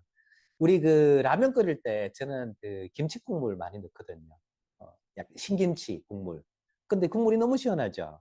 우리 김치찌개 할 때 우리가 갓 담근 김장김치로 김치찌개 안 끓이잖아요. 묵은지로 김치찌개 끓이잖아요. 뭐 때문에? 신맛 때문에 그래요. 라면에 식초 많이 넣으면 안 됩니다. 쉬어요. 라면 한 개에다가 티스푼으로 한 스푼 정도 마지막에 식초를 넣습니다. 자장면도 마찬가지고요. 어, 어, 국물 시원하고 너무 깔끔하고 맛있습니다. 밑에 이제 장조림이 있는데 장조림 나트륨 많이 들어가잖아요. 여기도 식초 들어가고 밑에는 우측 하단에 있는 게 멸치거든요. 멸치 볶을 때 식초가 들어가면 가장 좋은 장점 뭐다? 칼슘 흡수율이 기가 막히게 높아진다라는 거, 정말 구멍난 내 뼈에 공구리 친다라는 거, 그렇게 기억해 두시면 좋을 것 같아요. 그리고 멸치도 꼴에 생선이라고 살짝 비린내 나요. 비린내 안 납니다. 그럼 식초는 언제 넣을까요? 멸치 볶을 때 마지막에 넣어줍니다. 마지막에 멸치 볶을 때 우리가 후라이팬에다가 보통 이제 오일 좀 두르고 그 옆에는 이제 마늘 빻은 거 이렇게 살짝 오일에다 볶아갖고 멸치 볶잖아요. 그리고 뭐 올리고당이나 물엿 좀 집어넣고 이렇게 볶을 텐데 간장도 좀 넣고요. 볶을 텐데 마지막에 식초 넣습니다. 버무릴 때. 그렇게 하시면요. 식초가 잡멸치의 뼈도 부드럽게 만들어줍니다. 부드럽게 만들어주면서 비린내도 없어지면서 칼슘 흡수율이 기가 막히게 높아집니다. 맛도 좋아지고요. 누가 먹어야 될까요? 연세 드신 어르신들. 연세 드신 어르신들, 폐경 오신 분들, 몸에서 그 파골세포가 더 많이 발생되시는 분들, 그리고 또 누가 성장기 아이들, 주변에 손자나 내 아이들, 성장기 아이들, 멸치 반드시 먹을 수 있도록 해주시면요, 뼈 튼튼해집니다. 어른들보다 실제적으로는 그 임산부들 많이 드셔야 되고, 그리고 또 성장기 아이들 많이 골격 형성에 도움이 될 수 있도록 했으면 좋겠습니다. 자, 피부. 제가 아까 전에 제가 마지막에 저녁에 밤에 잘 때 이렇게 약산성 그 세안을 한다 그랬지 않습니까? 이 피부가 나이를 먹으면 먹을수록 이렇게 주름이 와요, 몸에. 예. 옛날엔 탱글탱글했는데 이제 주름이 오다 보니까 어떻게 된다? 이 약산성 환경이 깨지는 겁니다. 그래서 pH가 중성화돼요. 그러다 보니까 더 가려워지고 간이 안 좋으면 더 심하게 되는 거고 아토피 있는 사람들, 그다음 여드름 피부 같은 경우는 피부의 pH 상태가 알칼리성입니다. 근데 이걸 잡아주는 게 뭐다? 산성이거든요. 그래서 내 피부를 약산성으로 맞춰주기 위해서 저는 이제 이런 거를 좀 권해드려요. 첫째, 간이 안 좋아서 피부가 독소가 밖으로 이제 간의 해독을 못 시켜서 간이 안 좋아서 몸이 많이 가려우신 분들 있잖아요. 이분들한테는 무슨 간을 치료하라고 식초를 드시라고 좀 말씀을 드리고, 그래도 이제 가려움에 너무 이제 견디기 어렵다고 하실 때는 미스트 용기가 있습니다. 미스트 용기에다가 뭘 뿌리냐면 식초를 얼만큼 따냐면 물 3리터에 식초 15ml 정도 넣는 것처럼 그거를 비율로 나누세요. 그러니까 미스터 용기 하면 200ml 병이라면 200ml 병에다가 식초는 티스푼 하나만 넣었어요. 넣어갖고 미스터 용기로 해서 이렇게 흔들어갖고 뿌려요. 가려운데 이제 팔에 접히는 데가 가렵다고 하면 분사를 해주는 거죠. 그러면 어떻게 된다? 피부가 진정이 됩니다. 어떻게 진정이 되냐면 이 알칼리성 피부가 어떤 내가 식초물을 뿌린 거에 대해서 우리가 식초 원에 뿌리는 게 아니에요. 반드시 15배 이상, 20배 이상 희석한 물을 뿌리는 겁니다. 그러면 얘가 피부가 그 식초물을 뿌렸을 때는 약산성 환경으로 바뀌는입니다. 그래서 가려움증이 줄어들어요. 그렇게 했으면 좋겠습니다. 그런 내용이고요. 식초 세안 샴푸, 약산성 헹구 마시라는 거. 머리도 마찬가지입니다. 예전에 그 프랑스에서 이브로쉐라는 곳에서 그 식초 린스 개발해서 올리브영에서 대박이 친 게 있습니다. 그게 뭐냐면 어떻게 피부 그 머리카락 같은 경우도 약산성으로 이렇게 헹굼을 한다는 거죠. 요즘 그 염색 많이 하시잖아요. 염색하시고 나면 그 두피의 가려움이라든지 뭐 비듬 많이 나시고 막 이러는데 반드시 그 약산성 그러니까 헹궈 것처럼 이렇게 머리 감으시면 좋다라는 거. 그러면 그 두피가 이제 탱탱하게 건강하게 약산성을 잡아줍니다. 그러면 탈모 훨씬 줄어들겠죠. 탈모가. 그래서 그 세안할 때, 그다음에 피부 로션 이렇게 자연으로 만드는 겁니다. 이런 거 만드는 방법 다 설명해 드리면 좋은데 시간 관계상 이렇게 만든다라는 거고요. 제 속에는 지금 뭐 예전에 제가 식초협회 했다는 거 책도 많이 썼어요. 책도 쓰기도 하고요. 그리고 방송도 많이 나왔어요. 이렇게 여러 가지 방송도 그 식초 전문가로도 활동을 좀 해왔었고요. 그리고 서초동에서 한상전 식초학교 오프라인으로 2013년부터 20년, 이 코로나 전까지 8년 동안, 코로나 이제 처음 초기 단계까지 8년 동안 서초동에서 한상전 식초학교를 했었습니다. 그래서 전국에 1000명이 넘는 식초 전문가를 배출을 했었습니다. 이거는 이제 그 제 채널 소개를 좀 하겠습니다. 제가 오프라인으로 했던 이제 온라인 그 서초동에서 한상준 식초학교를 지금 온라인에서 시작한 지는 얼마 안 됐어요. 몇 달 안 됐습니다. 그 유튜브에서 한상준 식초학교 치면 나옵니다. 그래서 구독하고 좋아요 좀 눌러주시면 식초와 관련된 제가 이게 초밀런 만드는 방법, 그리고 식초 세안하는 방법, 그리고 막걸리 식초 만드는 방법 여러 가지 동영상에 업로드를 시켜 놓은 상태입니다. 아직 그 유튜브 채널을 한 지가 얼마 안 되다 보니까 그 영상은 그렇게 많지는 않습니다. 많지는 않지만 생강식초 만드는 방법 여러 가지 지금 영상 등록을 했으니까 유튜브에 한상전 식초학교 검색을 해서 들어가셔서 구독하시고 좋아요 눌러주시면 식초와 관련된 더 다양한 내용 확인하실 수 있을 겁니다. 자, 식초 만드는 방법 조금만 더 말씀드리면 모든 식초는 술에서 온다. 술이 아닌 상태 식초 되는 건 없다. 말씀드리고요. 그러면 자, 술은 어디서 올까요? 술은 당분에서 옵니다. 그래서 와인 같은 경우는 포도의 당분에 의해 갖고 포도주가 되는 거고 어, 질문도 받잖아요. 네네. 당분에서 오는 거고, 맥주는 맥주, 그러니까 이제 보리의 당분에서 오는 거고, 그래서 곡물 같은 경우는 누룩이 필요하죠. 곡물 같은 경우는 누룩이 필요합니다. 보통 우리가 누룩을 하게 되면 누룩을 가져다가 술을 만든다라고 생각하시는데 누룩을 가져다가 누룩의 역할은 술을 만드는 게 아니라 누룩의 역할은 곡물을 당화를 시키는 겁니다. 곡물을.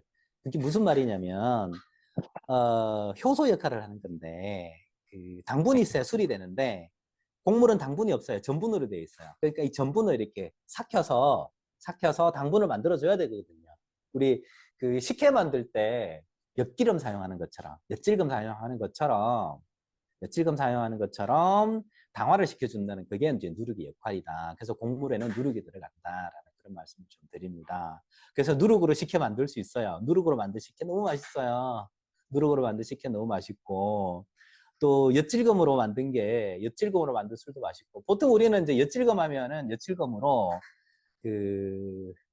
식혜 만드는데 엿질금으로 술도 만듭니다. 엿질금으로 만든 술이 맥주죠, 맥주. 메가죠, 메가. 보리 싹 틔운 게 엿질금인데 이 보리 싹 틔운 게 메가지 않습니까? 그래서 메가를 가져다가 맥주를 만들고 뭐 이런 그러니까 모든 술은 당에서 온다라는 이런 그런 내용이고 당분은 곡물 같은 경우는 삭혀주는 역할, 삭혀주는 게 바로 엿질금이 있고 그리고 누룩이 있다라는 그런 말씀을 드리고요. 그래서 엿기름으로 식혜만 만드는 게 아니라 엿기름으로 어, 그 엿기름으로 술도 만든다라는 거. 그러니까 예전엔 제가 엿기름 아니 왜 보리를 싹 틔운 거를 엿기름이라 그랬을까 궁금했던 적이 있었어요. 그걸 왜 엿기름이라 그러? 엿기름이 그러니까 이게 뭐냐면 엿질금이라 그러죠. 보리를 싹 틔우면은 이제 효소제가 나와서 곡물을 당화를 시킬 수 있는 부분이 있는데 예전엔 식혜를 만들어서 식혜를 졸이면 엿이 되지 않습니까? 그래서 엿을 기른다 그래요. 엿을 기른다 그래서 엿기름이라고 합니다. 엿을 기른다. 그래서 엿기름으로 식혜도 만들고 술을 만든다. 뭐 그런 내용.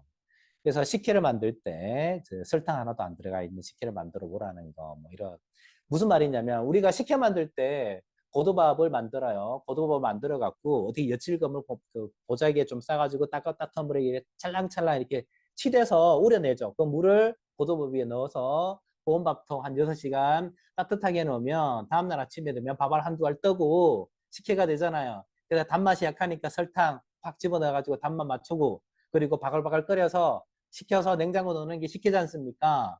설탕이 들어가잖아요. 설탕 안 들어간 식혜 있어요. 예전에 우리 선조들은 설탕 안 들어가서 식혜를 만들었어요. 설탕을 안 넣어서 너무 맛있었다라는 거죠. 설탕 안 들어간 식혜가. 그럼 어떻게 만드느냐? 방법 간단합니다. 설탕 안 들어간 무가당 식혜. 어떻게 만드냐면 보통은요. 밥 1에 물이 8 들어갑니다.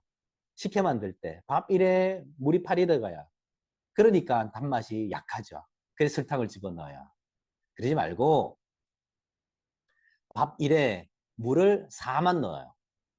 반으로 줄이는 거죠. 그럼 어떻게 될까? 식혜가 엄청 달아요. 다음날 아침에 이렇게 밥알에 동동 떠서 맛을 보면 어, 설탕 안 넣어도 돼. 너무 달아. 물을 적게 넣으니까. 그러면요. 저게 밥알이 많지 않을까요? 밥알 많죠, 그러면. 밥알이 좀 많이 생기겠죠. 일반 식혜보다. 근데 그 밥알은 좀 채로 건져내서 꾹 짜면 이렇게 사가갖고 얼마 안 나와요. 그럼 사간 거 이렇게 끄집어내서 간식으로 먹어도 맛있어요. 섬유질이 엄청나거든요. 그렇게 해서 설탕 하나도 안 들어가 있는 식혜를 만들어 보시라는 말씀을 좀 드리고 싶고, 그리고 식혜 만들 때 뭘 집어넣냐면, 그 이렇게 이제 삭힐 때 물을 좀 집어넣어요. 무 집어넣으면 이렇게 식혜가 시원합니다. 시원해져요. 식혜가 시원해지고 그리고 또 이제 환절기에는 어떻게 하냐면 도라지 있죠. 우리가 식혜 고두밥 쪄가지고 고두밥 만들고 물을 넣어서 60도 정도 따뜻하게 했을 때 저거 도라지를 조금 넣게 되면 이렇게 환절기에 너무 좋은 면역력 키워주는 식혜가 됩니다. 아, 제가 약간 감기 기운이 있어요. 그 지금 이제 봄이 됐다고 이렇게 따뜻하다고 좀 이게 그 조금 설쳤어요. 반팔 입고 반팔 입고 막 아침에 돌아다니다 보니까 이게 식초가 따뜻한 성질이다 보니까 몸을 따뜻하게 데워준다 그랬죠. 그래서 몸을 따뜻하게 해주면 어떤 역할을 하냐면 면역력하고 결정적인 관련이 있지 않습니까? 몸을 따뜻하게 해주니까 면역력이 그만큼 높아지는데 우리 체온 1도 떨어지면 면역력이 30% 떨어진다 그럽니다. 그런 것처럼 우리 애들 환절기에 이제 도라지 따뜻한 성질이잖아요. 식혜 만들어주면 달달해서 잘 먹습니다. 먹이면 애들 너무 좋을 것 같아요, 환절기. 이렇게 건강한 식혜 만들어 보시라 말씀드리고 싶고요. 그리고 술을 만들 때 이 식혜가 달달한 거에다가 이제 이렇게 누룩에 있는 효모에서 술이 됩니다. 단맛이 있으면 술이 되거든요. 우리 그 매실청 좀 있으면 이제 매실 나오겠죠. 이제 매화가 이제 한참 필 텐데 매실청 만들 때 설탕 집어넣잖아요. 매실일에다가 설탕을 집어넣을 텐데 간혹 그 매실이 발효되는 거 보셨나요? 매실을 넣으면 매실에서 기포가 막 올라오잖아요. 기포가 올라오면 그건 뭐냐면 그 설탕을 넣었는데 단맛이 있으니까 술이 되는 거예요.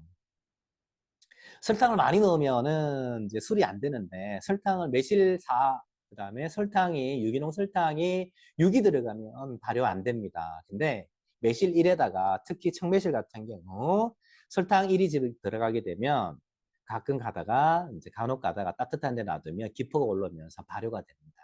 술이 되는 거죠. 술이. 그런 경우가 있어요. 그래서 저는 이제 권해드릴 때 어떻게 권해드리냐면 저거 그 설탕 말고 꿀을 쓰시도록 권해드려요. 꿀. 매실 위에다가 꿀이나 아니면 이제 그 농축액 같은 거 있죠. 과일 농축액을 좀 넣었으면 좋겠다라는 거. 그렇게 하시면 훨씬 더 건강한 매실청 만들 수 있겠다라고 말씀을 드립니다. 그래서 공기 안 통하게 꽉 밀폐를 시켜서 그늘지고 서늘한 곳에 놔주시기를 권해드립니다. 그리고 청매실은 가만히 놔두면 설탕을 안 넣더라도 그 매실액이 나와요. 매실액이. 그거 물에 다 드셔도 너무 좋습니다. 그리고 술이 되면 그 술을 따뜻하게 막걸리 직접 만드는 것처럼 따뜻하게 놔두면 초산 발효해서 식초가 된다. 뭐 그런 내용입니다. 그리고 이제 그 식초가 되면은 이렇게 잡균오염 될 수 있는데 막걸리 식초 만들 때 종초 넣으라는 거, 종초 넣으면 잡균오염이 잘 안 된다라는 그런 말씀 드리고요. 그러면 이게 막이 이렇게 생기면서 좋은 식초가 됩니다. 그리고 나머지는 식초가 다 됐을 때 식초가 이제 막걸리를 한 달 정도 지나가지고 막걸리 식초가 다 되면 얘를 가만히 놔두시는 게 아니라 냉장 보관하셔야 돼요. 바깥에 계속 놔두시면 막걸리에서 굳는 막걸리 식초가 썩습니다. 자연 발효된 식초는 썩어요. 식초가 보통 우리가 뭐 어떤 중국 음식점이나 가보면 테이블 위에 식초 있잖아요. 한여름에도. 그거는요, 사람의 기술로 이틀 만에 만든 거기 때문에, 그리고 빙초산이기 때문에 안 썩어요. 근데 우리가 자연 초산균해역에서 만들어진 식초는 가만히 놔두면 썩습니다. 식초도. 그래서 냉장 보관하시면, 다 만들어진 식초는 냉장 보관하시면 된다. 뭐 이렇게 그런 내용입니다. 제가 PPT 내용은 이 정도로 마치고요. 많은 질문이 있었어요. 질문에 대한 답변도 좀 드리면서 이번 생산지 강좌를 마칠까 합니다. 사전 질의 주신 분이고 그 문제 주시고 지금 또 질의하신 분은 네네. 사전 질의해 주신 분들 중에서 건강에 좋은 식초 업용법 말씀드렸습니다. 건강에 좋은 식초는요, 어떻게 건강에 좋은 식초 말씀드렸습니다. 식사하시고 난 후에 15배 이상 물 15ml, 그러니까 식초 15ml 한 수저입니다. 한 수저를 물 15배에서 20배. 어떤 물? 차가운 물입니다. 차가운 물 희석해서 식사 후에 드십니다. 어떻게 드신다? 원샷이 아니라 조금씩 식초차 마시듯이 조금씩 드십니다. 조금씩 드시면서 과식했을 때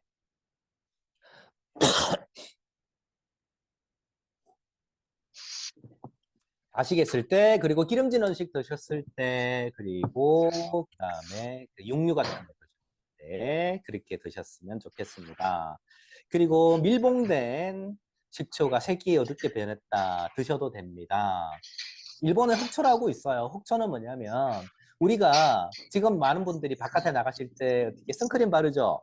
왜 바를까요? 햇빛을 보게 되면 얼굴이 타니까 이 멜라닌 속세가 생기니까 식초도 마찬가지입니다. 우리 자연 발효로 만든 식초는요, 바깥에 놔두면 어떤 현상이 일어나냐면 빛을 보게 되면 빛이라든지 밖에 놔두게 되면 멜라노이드 반응이 일어납니다. 멜라노이드 반응이 일어나서 색깔이 짙어져요. 탁해져요. 근데 이거를 좀 이렇게 늦추고 싶다. 사람은 이제 얼굴 안 타기 위해서 선크림을 바르는데 식초 같은 경우는 밀폐를 해서 냉장 보관하시면 이런 증상이 좀 더디게 일어납니다. 하지만 일어나요. 그래서 드셔도 전혀 문제는 없습니다.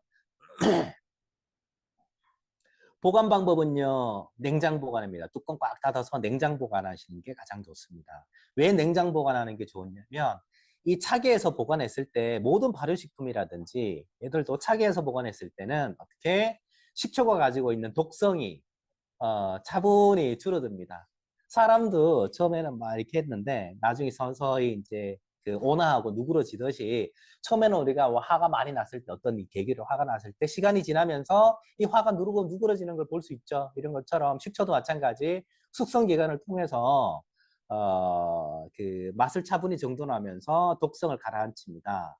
이게 어떤 환경이냐면 바로 그러니까 차가운 환경, 냉장 보관하면 좋겠습니다. 다이어트 말씀드렸습니다. TCP 회로 그러니까 잉여 지방분 칼로리 소모를 도와준다라는 거. 실제 칼로리 소모 도와주는 거는 어떤 경우냐면 공복 상태. 공복 상태 내고 운동을 하게 되면 칼로리 소모가 급격히 일어나죠. 좋은데 식초는 또 신맛이 있기 때문에 식사를 하시고 난 후에 드시라고 말씀드리고 싶고, 난 그래도 정말 그 다이어트 하는데 이제 목숨을 걸었어 라고 하시게 되면 식전에 식초를 드셔도 됩니다. 단 어디에 희석해서? 우유에 희석해서 아니면 두유에 희석해서. 두유는 어떤 무가당 두유입니다. 무가당 두유에 희석해 드시게 되면 좋습니다.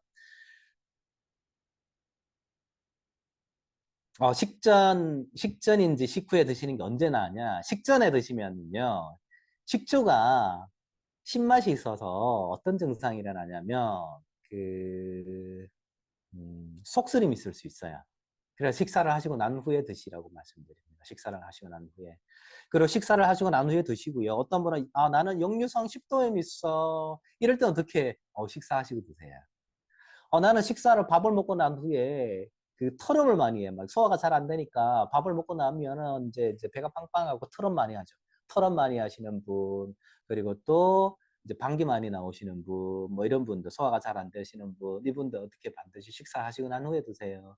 식사하시고 난 후에 드시고, 역류성 식도염 있으신 분도 괜찮아요. 언제? 식사하시고 난 후에 식초 15ml, 물 150에서 200ml 정도 희석해서 조금씩 차 드시듯이 드십니다.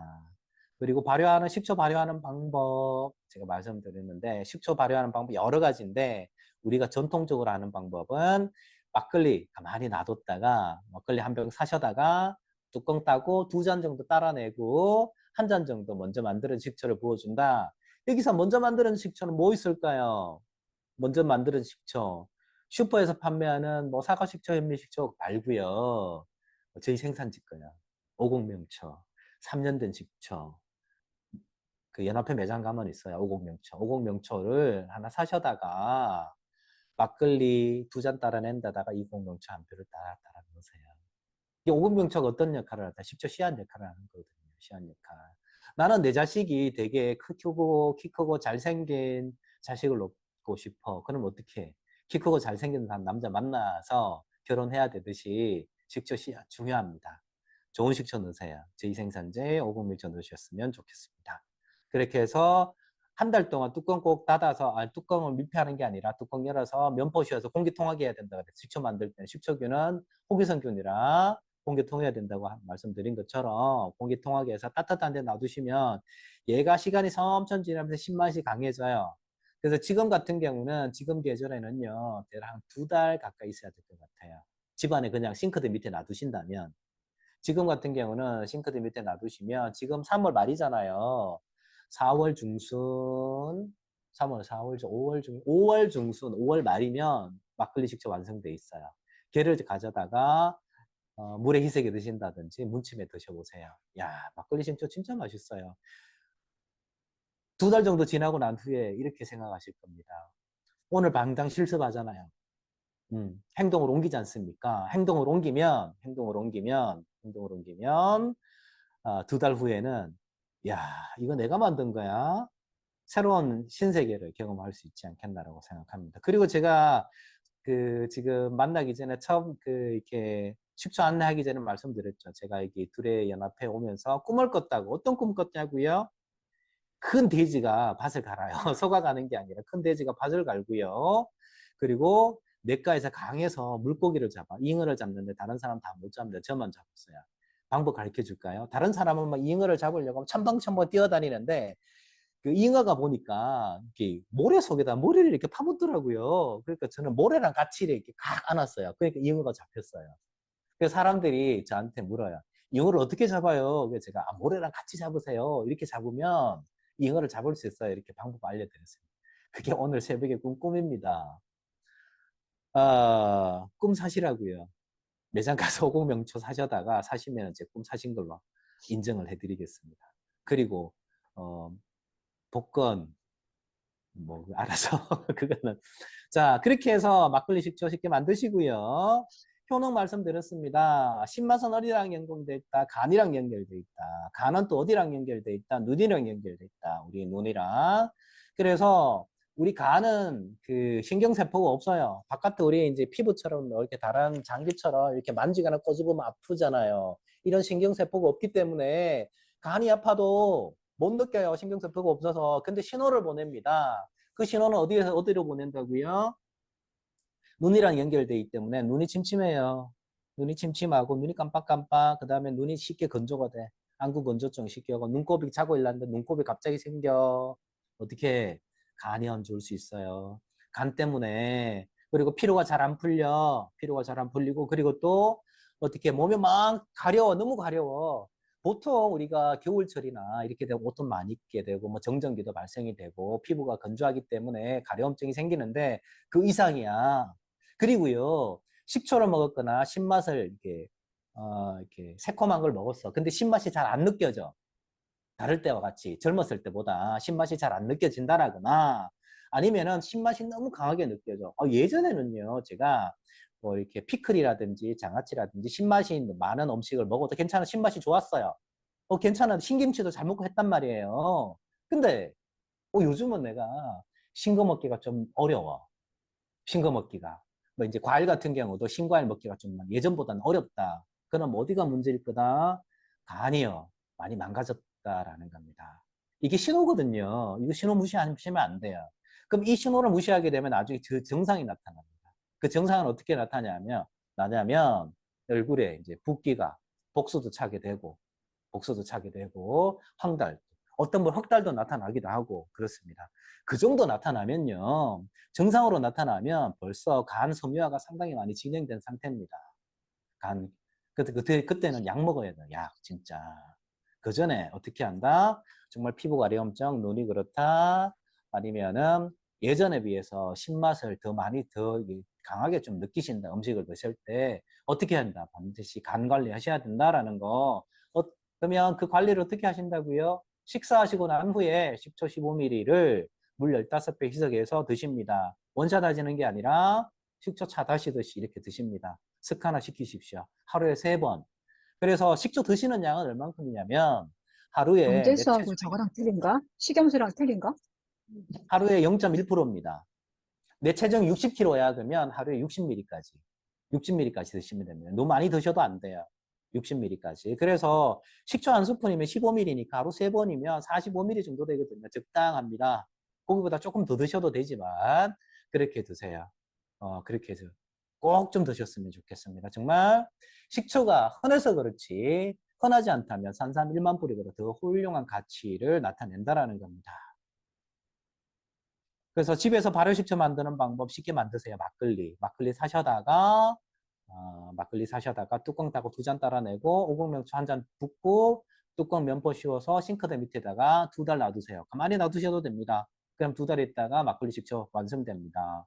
실천하십시오. 실천. 오늘 요거 끝나면 요 강좌 끝나면 바로 실천하시면 됩니다. 어려운 거 없어요. 가까운 매장 가셔서 오늘 장 볼 때 식초 사셔다가 막걸리 사셔다가 생막걸리가 좋습니다. 막걸리 사셔다가 뚜껑 닫아서 따라내고 이렇게 하시면 따라내고 한 잔 따고 식초 넣고 면포 씌워서 싱크대 밑에 넣어두시면 됩니다. 그게 끝입니다. 그게 식초 만드는 방법의 끝이에요.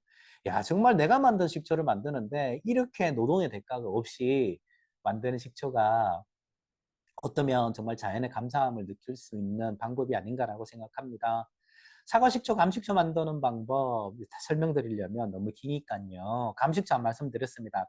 가만히 놔주면 감이 홍시가 됐다가 물러 터져 홍시가 돼요.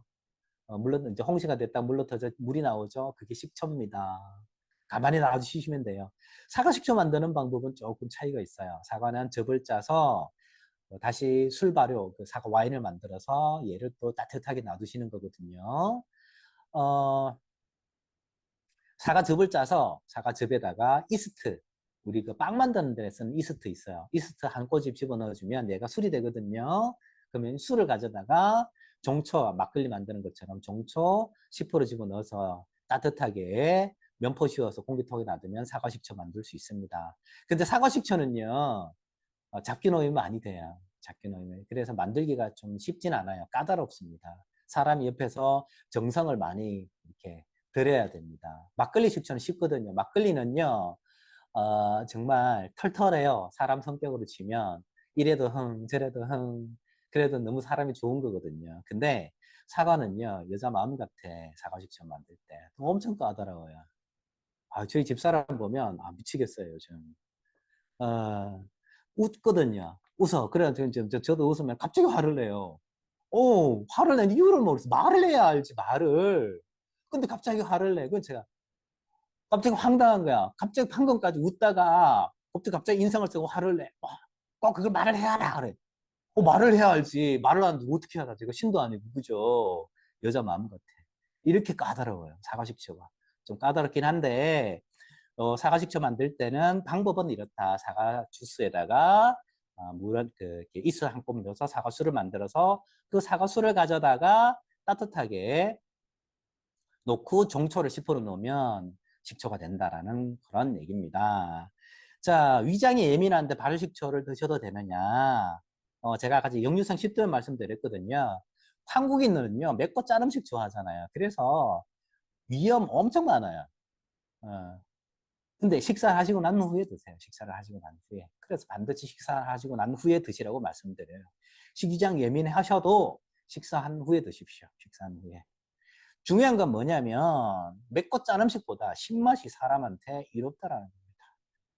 그래서 물을 15배에서 20배 희석하신다는 거고요. 사과 발효식초로 발효는 자연 발효식초일까요? 글쎄요. 자연 발효로 만든 식초도 있고 자연 발효로 만든 식초도 있고 속성으로 만든 식초도 있고 그래요. 슈퍼에서 판매하는 것은 자연 발효 식초 아니에요. 자연 발효된 식초는요, 찾기 어려워요. 다 속성으로, 그럼 사과 100%로 쓰지만, 사과 100%로 만들어지지만, 속성으로 만들어지더라고요. 연합회 식초도 그렇더라고요. 전통 식초 만드는 과정 배우고 싶은데, 제가 방금 PPT 자료 다 공유할 거거든요. 요거 공유를 해서 나중에 별도로 물려주시면 말씀드리겠습니다. 시중 식초와 차이점 엄청 많죠. 신맛이 난다고 다 같은 식초 아닙니다. 시중에 있는 식초는요, 모든 식초는 술에서 온다 그래서 주정을 갖다가 물에 10개 희석해서 큰 탱크에다가 스테인리스 탱크에다가 속성으로 공기를 접촉을 시켜서 발효영양원 넣고 해갖고 이틀 만에 식초 만들어집니다. 식초 맛이 다르죠? 어떻게 다르냐면 이렇게 만든 식초는요. 식초의 신맛이 초산밖에 없어요. 아세트산이라고 합니다. 아세트산밖에 없어요. 근데 우리가 만들어지는 식초는요. 원료 자체만 가지고 천천히 자연 발효합니다. 자연의 순리대로 식초를 만들어요. 그러면 식초가 만들어지는데 시간이 얼마나 소요되냐면 짧으면은 한 달, 좀 길면은 2달까지 식초가 만들어지는 시간이 천천히 미생물 정식을 통해서 식초가 만들어집니다. 그리고 숙성을 하잖아요. 동기보감에서 말씀드린 것처럼 곡식의 기운을 삭히기 위해서 2년, 3년 된 식초를 써야 된다는 것처럼 숙성 기간을 거쳐야 됩니다. 숙성을 2년, 3년 거쳐야 어떻게 강한 독성이 사그라지면서 어떻게 사람한테 이로운 유기산 성분이 나타나는 거죠. 그래서 시중 식초와 차이점은 결정적인 건 뭐다? 자연 발효가 됐느냐 안 됐느냐, 자연적으로 발효가 됐느냐 안 됐느냐, 이 자연적으로 발효가 된 상태에서 숙성을 했느냐 안 했느냐, 숙성을 한 거에 따라서 식초의 독성, 단지 입에서 느끼는 신맛을 원하는 거냐, 아니면 내 몸에서 제가 방금 말씀드린 것처럼 우리 오장육부가 좋아하는 식초, 우리 몸에서 반기는 식초를 차이가 아닌가라고 생각합니다. 그리고 그 식초 성분입니다. 시중의 일반 식초는요, 신맛의 성분이 아세타산밖에 없다라는 거. 하지만 우리가 이게 자연 발효로 만들어진 식초에는 뭐가 있다? 아세트산이 아니라 구연산, 천연의 구연산입니다. 사과산, 그리고 아미노산, 필수 아미노산, 우리 몸에 생성되지 않은 필수 아미노산, 이런 그다음에 젖산, 유산이라고 그러죠. 이런 성분, 이런 신맛을 내는 성분이 다양하고 골고루 섞여 있습니다. 그래서 숙성 과정을 기해서 얘가 이 유기산의 오롯이 증가를 합니다. 그래서 신맛을 구성을 해요. 그래서 저희 50 명초랑 그리고 다른 식초랑 맛을 비교해 보면 신맛이 달라요. 신맛이 달라요. 왜냐하면 유기산 성분 때문에 그렇거든요. 이 유기산이, 다양한 유기산이 우리 몸에 이로운 역할을 한다는 겁니다.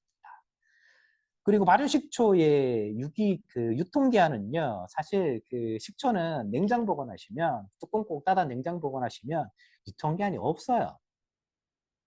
10년이 지나도 관계없습니다. 20년이 지나도 관계없어요. 우리가 식초, 야, 시간이 지났는데, 유통기한 지났는데, 이거 어떻게 먹어야 돼? 말아야 돼? 뚜껑 꼭 닫아서 냉장 보관하셨다면 드셔도 전혀 문제 없습니다. 그럼 유통기한, 소비기한이 있는 이유는 뭐냐면 식품이기 때문에 나라에서 법적으로 정해놓은 겁니다. 얘네들 같은 경우는 당연히 뭐 이렇게 쉽게 상한다 이런 제품 같은 게 그렇지만 식초 같은 경우 냉장 보관하셨다면 10년, 20년 지나도 관계없습니다. 막걸리 식초에 하얀 게 떴는데 먹어도 되나요? 하얀 게 뭔지 모르겠어요. 하얀 게 막걸리 식초 위에 초막이라 그래서 식초 만드는 균의 막이 생긴 것일 수도 있고 아니면은 이제 그 뭐라 그래야 되나 이제 산막 효모라 그래서 얘가 이렇게 낑길 수도 있고 근데 향을 맡아 보면 압니다. 향을 맡았는데 위에 하얀 막이 떴어요. 근데 이 향을 맡았어요. 향을 맡았는데 약간 군 냄새가 난다 아니면 그 불쾌한 냄새가 난다 하면 드시면 안 되겠죠. 그럼 드시면 안 돼요. 근데 상큼한 향이 나. 그러면 드셔도 괜찮습니다. 그렇게 판단하는 겁니다. 이렇게 하고요.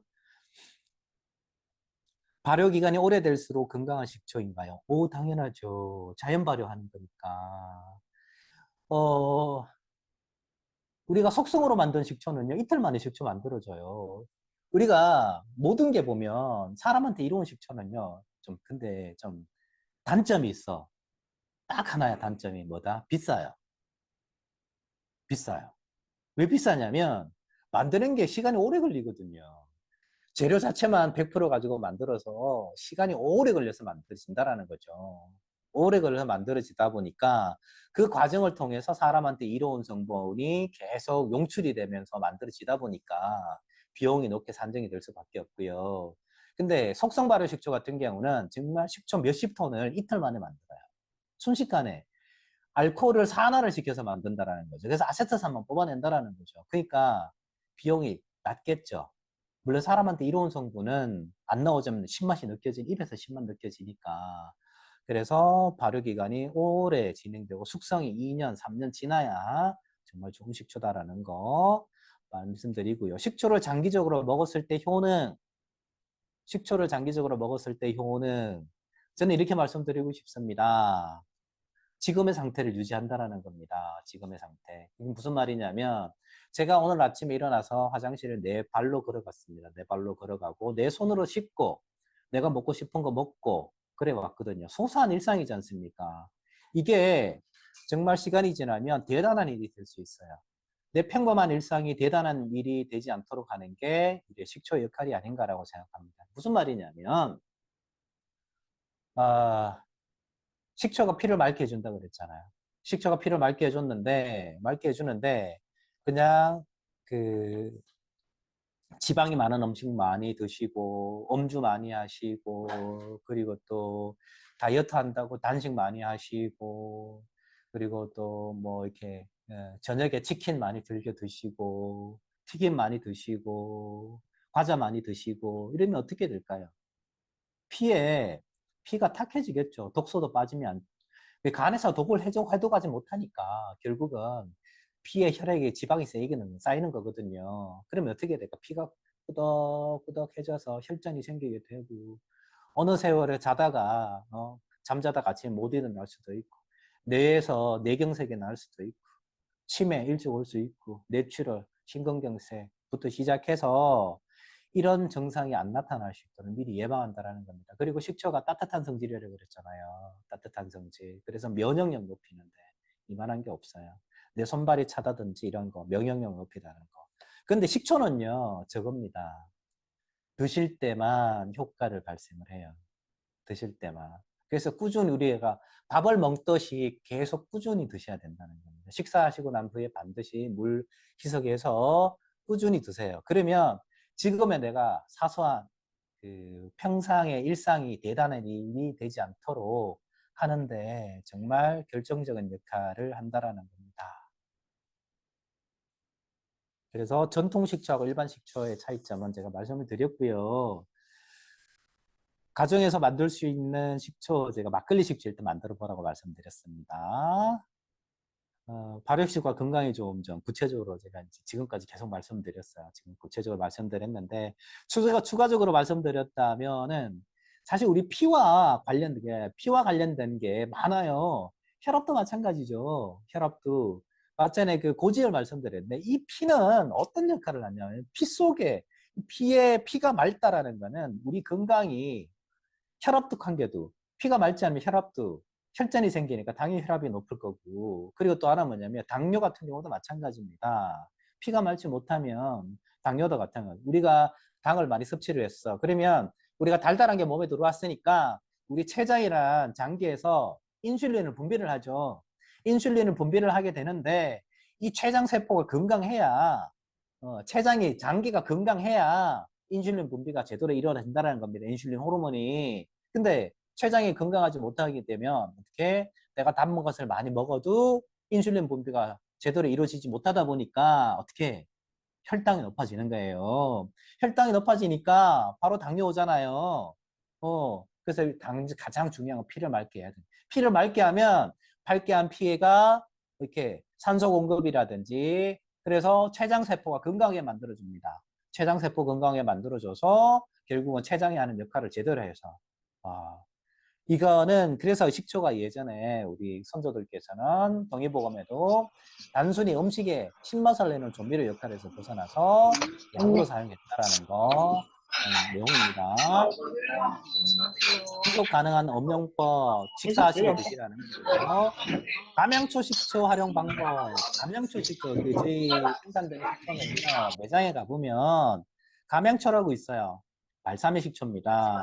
발사믹 식초. 동양의 발사믹 식초죠. 감양초 사과와 감양초 감귤이 있습니다. 감양초 사과는요 사과 100%로 만들어졌어요. 사과 100%로 만들어지고 감양초 감귤은 감귤 100%입니다. 사과 지금 매장에 있는 식초 255ml 같은 경우는 사과가 대략 한 4kg 들어가요. 이 사과 4kg가 그 식초 한 병 나오는 거거든요. 3년 이상 발효합니다. 그래서 발사믹 식초인데 제가 감양초라고 하는 이유는 뭐냐면 달고 향기로운 식초다 그래서 감양초라고 합니다. 달고 향기로운 식초. 그래서 얘는 가장 많이 쓰는 데가 저는 빵에다 많이 찍어 먹습니다. 올리브 오일과 그리고 감양초를 올리브 오일 2 그리고 감양초 사과 1 이렇게 해서 뭐 바게트 빵이라든지 이런 이렇게 당이 이렇게 많지 않은 빵에다 찍어 먹으면 너무 맛있어요. 정말 한 방울로 빵을 그러니까 이게 감양초 하나가 그러니까 음식을 요리로 만들어 주는 것 같아요. 저는 감양초 하나가 정말 그래서 샐러드에 뿌려 먹어도 기가 막히죠. 샐러드에 어떤 샐러드 관계없어요. 우리가 냉장고 열어보면은 냉장고 열어보면 각종 채소 많아요. 이게 먹다 남은 채소. 요즘은 배추도 있을 테고 뭐 상추도 있을 테고 아니면 뭐 여러 가지 채소 굴러다니는 채소 있잖아요. 근데 그 시간이 지나면 어떻게 될까? 갈변색이고 못 쓰고 결국 곰팡이 나서 버리게 되잖아요. 그러지 마시고 이 감양초 사과에다가 뿌려 두세요. 감양초 사과를 가져다가 감양초 사과가 이렇게 굴러다니는 채소 감양초 사과만 이렇게 수르륵 뿌리게만 해보세요. 정말 최고급 레스토랑의 다이닝이 되는 게 바로 이게 감양초 사과입니다. 감양초 사과 한 방울로 어떻게 음식이 요리가 되는 게 바로 이 감양초 사과인 것 같습니다. 제가 이 감양초 사과를 왜 이렇게 극찬하냐면 혹시 호주, 오스트레일리아, 호주로 여행 가시다 보면 여행 가시다 보면 그 시드니 오페라 하우스 있죠. 오페라 하우스 내에 그 벤네동 레스토랑이 있고요. 또 하나 갑자기 이름 생각이 안 나요. 레스토랑이 있어요. 시드니 하우스 그 오페라 하우스 내에 거기에는 그 주방을 총 지휘하는 주방장이 피트 길모어라는 주방장입니다. 2018년도에 올해의 그 호주 올해의 셰프상을 받으신 분이에요. 이분이 그 두 개의 레스토랑을 운영을 하는데 여기에 음식을 사용하는데 저희 식초를 씁니다. 감양초 사과를 씁니다. 감양초 사과를 쓰고 감양초 감귤을 써요. 저는 너무 자랑스러워요. 왜냐하면 이곳은 호주는 미슐랭 가이드가 없어요. 호주 자체의 평가하는 뭐라 그러지? 그러니까 식당을 평가하는 기관이 있는데 여기에서 21년 연속 별 3개를 받아 최고의 별을 받아요. 21년 연속으로 받았습니다. 어마어마한 곳이죠. 이런 최고만 허용되는 곳에 저희 매장에 있는 감양초 사과와 감귤이 들어가고 있어요. 그래서 호주 가서 오페라하우스 내에서 식사를 하시는데 이렇게 샐러드에 나왔는 샐러드나 아니면 이제 고기 스테이크에 발사믹 식초 같이 이런 소스가 나왔다. 저희 겁니다. 너무 자랑스러워요. 근데 그쪽 가격이 너무 비싸요. 런치랑 디너가 차이가 나는데 런치 같은 경우도 점심 같은 경우도 가격대가 10만 원이 넘어가더라고요. 상당히 고가입니다. 근데 여기에 저희 식초를 쓰고 있다라는 거. 그리고 2022년도 벨기에에서 하는 그 미시평가, 미슐랭 가이드 평가하는 곳에서도 별 3개를 받았습니다. 최고의 별을 받았죠. 그래서 지금 저희 식초를 드신 분들이 평가를 합니다. 아니, 한국에도 이런 맛있는 식초가 있을 수 있느냐 깜짝 놀라세요. 감양초 사과 100%입니다. 사과 100%인데 그래서 만들어지는 게 전부 다 자연 발효로 만들어지면서 뭐라고 해야 되나 냉장고 안에 짜투리 채소를 정말 고급 레스토랑에 샐러드로 만들어주고요. 빵 같은 경우도 마찬가지입니다. 빵에 찍어 드시면 너무 아침 바쁠 때 한번 찍어 드셔보세요. 기가 막힙니다. 한번 드시게 되면 매력에 빠져 헤어나지 못하실 겁니다. 저도 그래요. 자, 그리고 막걸리 식초를 실패하지 않고 만들 수 있는 방법 말씀드렸죠. 감식초 만드는 말씀드렸습니다. 발효 중 변질된 식초는 어떻게 한다? 안타깝지만 폐기를 하셔야 될 것 같아요. 변질된 거를 다시 살릴 수는 있는데 앞에 변질된 내용, 이제 부패된 향이 그대로 남아있을 수 있습니다. 폐기하셨으면 좋겠습니다. 식초 마시고 속이 쓰는 경우는 어떻게 할까요? 식사하시고 난 후에 드셔야 됩니다. 반드시 식사하시고 난 후에 드시고, 식사하시고 난 후에 드셨는데도 속이 쓰리다. 그러면 양을 줄이세요. 양을 줄이셔야 됩니다. 양을 줄이셔서 드셔야 되고요. 현미식초 생산 방법, 현미를 가져다가 현미술을 만들어서 현미 막걸리를 만들어서 식초를 만들고요. 보통의 사과식초와 색도 맛도 다른데 무슨 차이가? 보통의 사과식초. 어떤 사과식초를 말씀하시는지 모르겠는데 일단 저희 생산지는 저희 생산지는 그 자연의 순리대로 식초를 만듭니다. 저희 초산점 같은 경우는 할머니 때부터 식초를 만들어 오셨어요. 그래서 할머니, 그 저희 어머니, 제가 손자입니다. 제가 저희 집안의 장손인데, 저까지. 저 같은 경우는 식초를 생산한 지가 이제 20년이 좀 넘었습니다. 20년이 넘었는데, 제가 안타까운 거는 이런 얘기를 들었어요. 저희 식초가 공급량이 작다 보니까 이제 그 공급 물품에서 이렇게 빼도 되지 않겠나라는 그런 얘기를 들었어요. 저는 너무 속상하고 마음이 아팠어요. 그 이유가 뭐냐면, 일단은 많이 찾지 않은 이유가 뭐냐면, 공급 단가가 가격이 좀 있다라 일반 식초에 비해서 저희 식초가 조금 더 비싸거든요. 그러다 보니까 조합원분들이 많이 찾지 않으셔서 일반 식초를 찾으시는데, 안타까운 거는 저희처럼 자연 방식, 속성 방식이 아니라 자연 그대로 식초를 생산한 옛날부터 우리 선조들께서 그 식초를 만들어 왔던 방식은 없어요. 안타깝게. 저희 연합회도 저희처럼 식초는 안 만들어집니다. 저희 연합회에서도 식초를 만드는데 속성으로 만들어요. 물론 재료는 유기농 현미를 쓰고 아니면은 뭐 토마토를 쓰고 이렇게 재료는 그대로 쓰더라도 방식은 이틀 만에 식초를 만듭니다. 일주일 안에 속성으로 만들어요. 저희처럼 미생물 정식으로 만들어지는 것은 없어요. 제가 이렇게 속성으로 만들어지는 거는 정말 큰 대기업에서 만들어지는 식초랑 다를 바가 뭐 있냐라고 제가 얘기를 합니다. 일반 마트에서 할인점에서 판매하는 식초랑 우리 생협에서 연합회에서 취급하는 식초는 달라야 되지 않겠나라고 생각합니다. 그래서 우리 조합원분들께서도 정말 우리 식초가 가진 가치를 좀 알아주셨으면 하는 바람을 갖습니다. 그래서 오늘 첫 차를 타고 정말 좋은 꿈 안 안 하고 저 혼자 그 로또 복권 살려고 했는데 그 꿈도 사시라고 말씀드리고요. 정말 좋은 식초의 가치를 좀 알으셨으면 좋겠어요. 좋은 식초 정말 그 가치를 합니다. 좋은 식초 좀 드셨으면 좋겠습니다. 그래서 정말 좋은 먹을거리를 지향하고 있는 생협에서는 속성 식초가 아니라 속성으로 금방 만들어진 식초가 아니라 자연 그대로 자연의 순리대로 만들어지는 식초 조합원분들이 뭐 많이 찾지 않고도 알아도 계속 공급이 됐으면 하는 바람을 갖습니다. 네.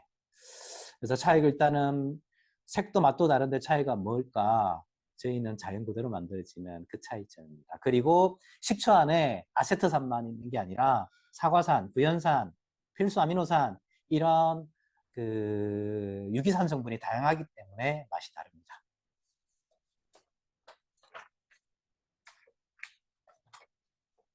그리고 이제 질문이 쭉 올라오셨는데 두레모래는 생산자님 식초가 안 보이는데 매장에 있는 걸로 알고 있습니다. 초산정 생산지 매장에 식초 있습니다. 두레모래는 제가 여기 연합회 왔거든요. 그래서 담당 MD님 만나 뵙고 두레모래 없으면 올릴 수 있도록 좀 건의를 좀 드리겠습니다. 건의를 드려서 정말 좋은 식초, 자연 발효된 식초를 우리 조합원분들께서 좀 쉽게 접근할 수 있도록 찾으실 수 있도록 우리 매니저님께 말씀을 드리겠습니다.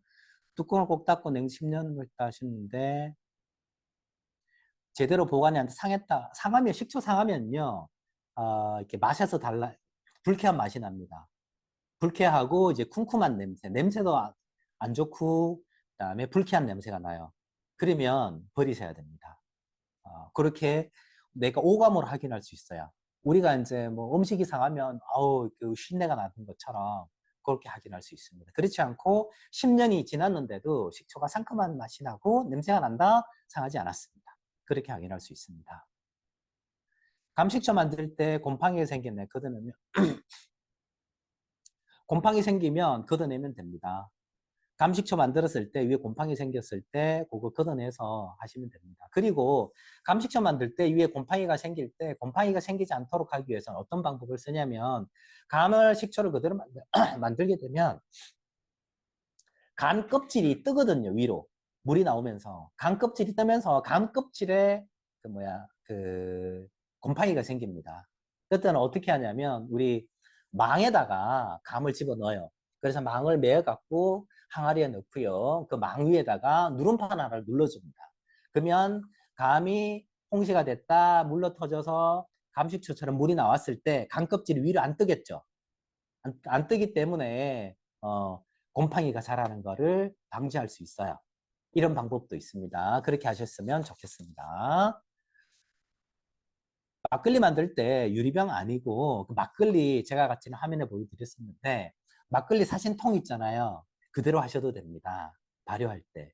그리고 식초가 다 만들어졌을 때는 유리병에 옮기시면 좋겠죠.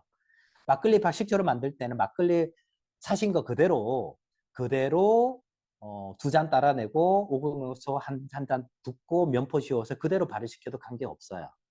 근데 발효가 다 끝났을 때는 막걸리 병이 보통 이제 플라스틱 많이 쓰니까 유리병에 옮기셔서 냉장 보관하셔서 드셨으면 좋겠습니다. 발효할 때는 그대로 쓰셔도 됩니다.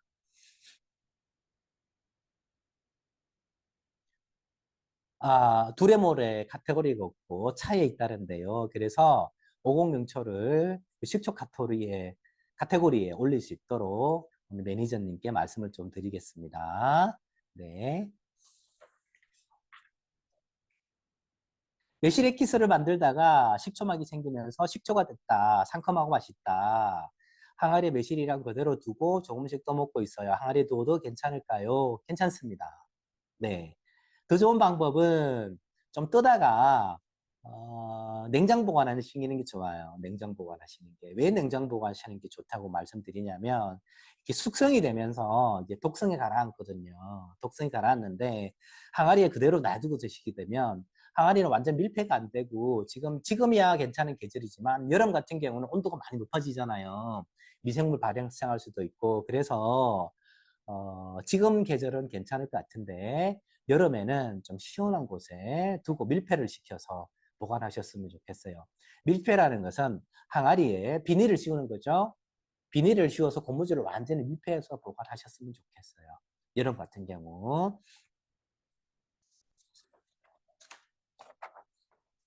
위장이 약하고 속쓰림이 잦다. 그리고 위에 부담이 없을까?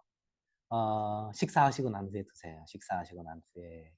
식초가 어떤 분은 이런 생각을 하세요. 위험이 있고 위장이 약해서 식초가 산성이기 때문에 먹고 나면 위벽을 자극을 해서 안 좋지 않겠나라고 생각하실 수도 있는데 그렇진 않아요. 식초는 오히려 소화를 도와줍니다. 빈속에 식초를 드셨을 땐 당연히 위벽을 자극을 해서 속쓰림이 생기죠. 근데 식사를 하시고 난 후에 드시면 돼요. 식사를 하시고 난 뒤에 식초 많이 이렇게 벌컥벌컥 막 식초 원액을 마시는 게 아니잖아요. 식초 한 스푼을 물 15배에서 20배 희석해서 차 드시는 거죠. 차 드시듯이. 아니면은 내가 식사하시고 난 뒤에 간식 드실 때 같이 드시는 거예요. 그렇게 되면 어떻게 위액 분비를 촉진을 합니다. 그리고 식사하시고 난 후에 식초를 드시게 되면 어떤 또 효과가 있냐면 우리 충치라든지 그 입안에 있는 그 세균 억제에도 도움이 많습니다. 그리고 식초가 어떻게 침샘을 자극하죠. 침샘을 자극해서 소화 효소를 막 뿜뿜 이렇게 나긋하게 나게 합니다. 그리고 소화가 잘 안 되잖아요. 밥 먹고 난 뒤에 위장장애가 있으면 당연히 소화 안 되죠. 식초나 지금 드시고 그러니까 식초 드셔보세요. 그러니까 제가 같이 말씀드린 게 뭐냐면 과식을 했어. 내가 오늘 진짜 음식이 너무 많이 외식을 했는데 말이야. 과식을 했어. 뭐 종업원 생각해갖고 한 1인분만 먹어도 되는데 2인분을 시켜갖고 음식은 남기면 아깝고 어떻게 다 먹었네? 소화 안 되잖아요. 배 엄청 부르잖아요. 식초 드세요. 식초. 육류 드시거나 기름기 음식 드시거나 하는데 속이 부대끼는 식초 드세요. 당장 느껴요. 어떻게? 속이 편안해집니다. 속이. 천연 소화제입니다. 일반 우리가 이제 약으로 판매하는 소화제 같은 경우는 어떻게 저거 생기잖아요. 뭐라고 해야 되나. 면역이 생기잖아요. 약에 대한. 식초는요, 그게 없어요. 음식이니까. 너무 좋습니다.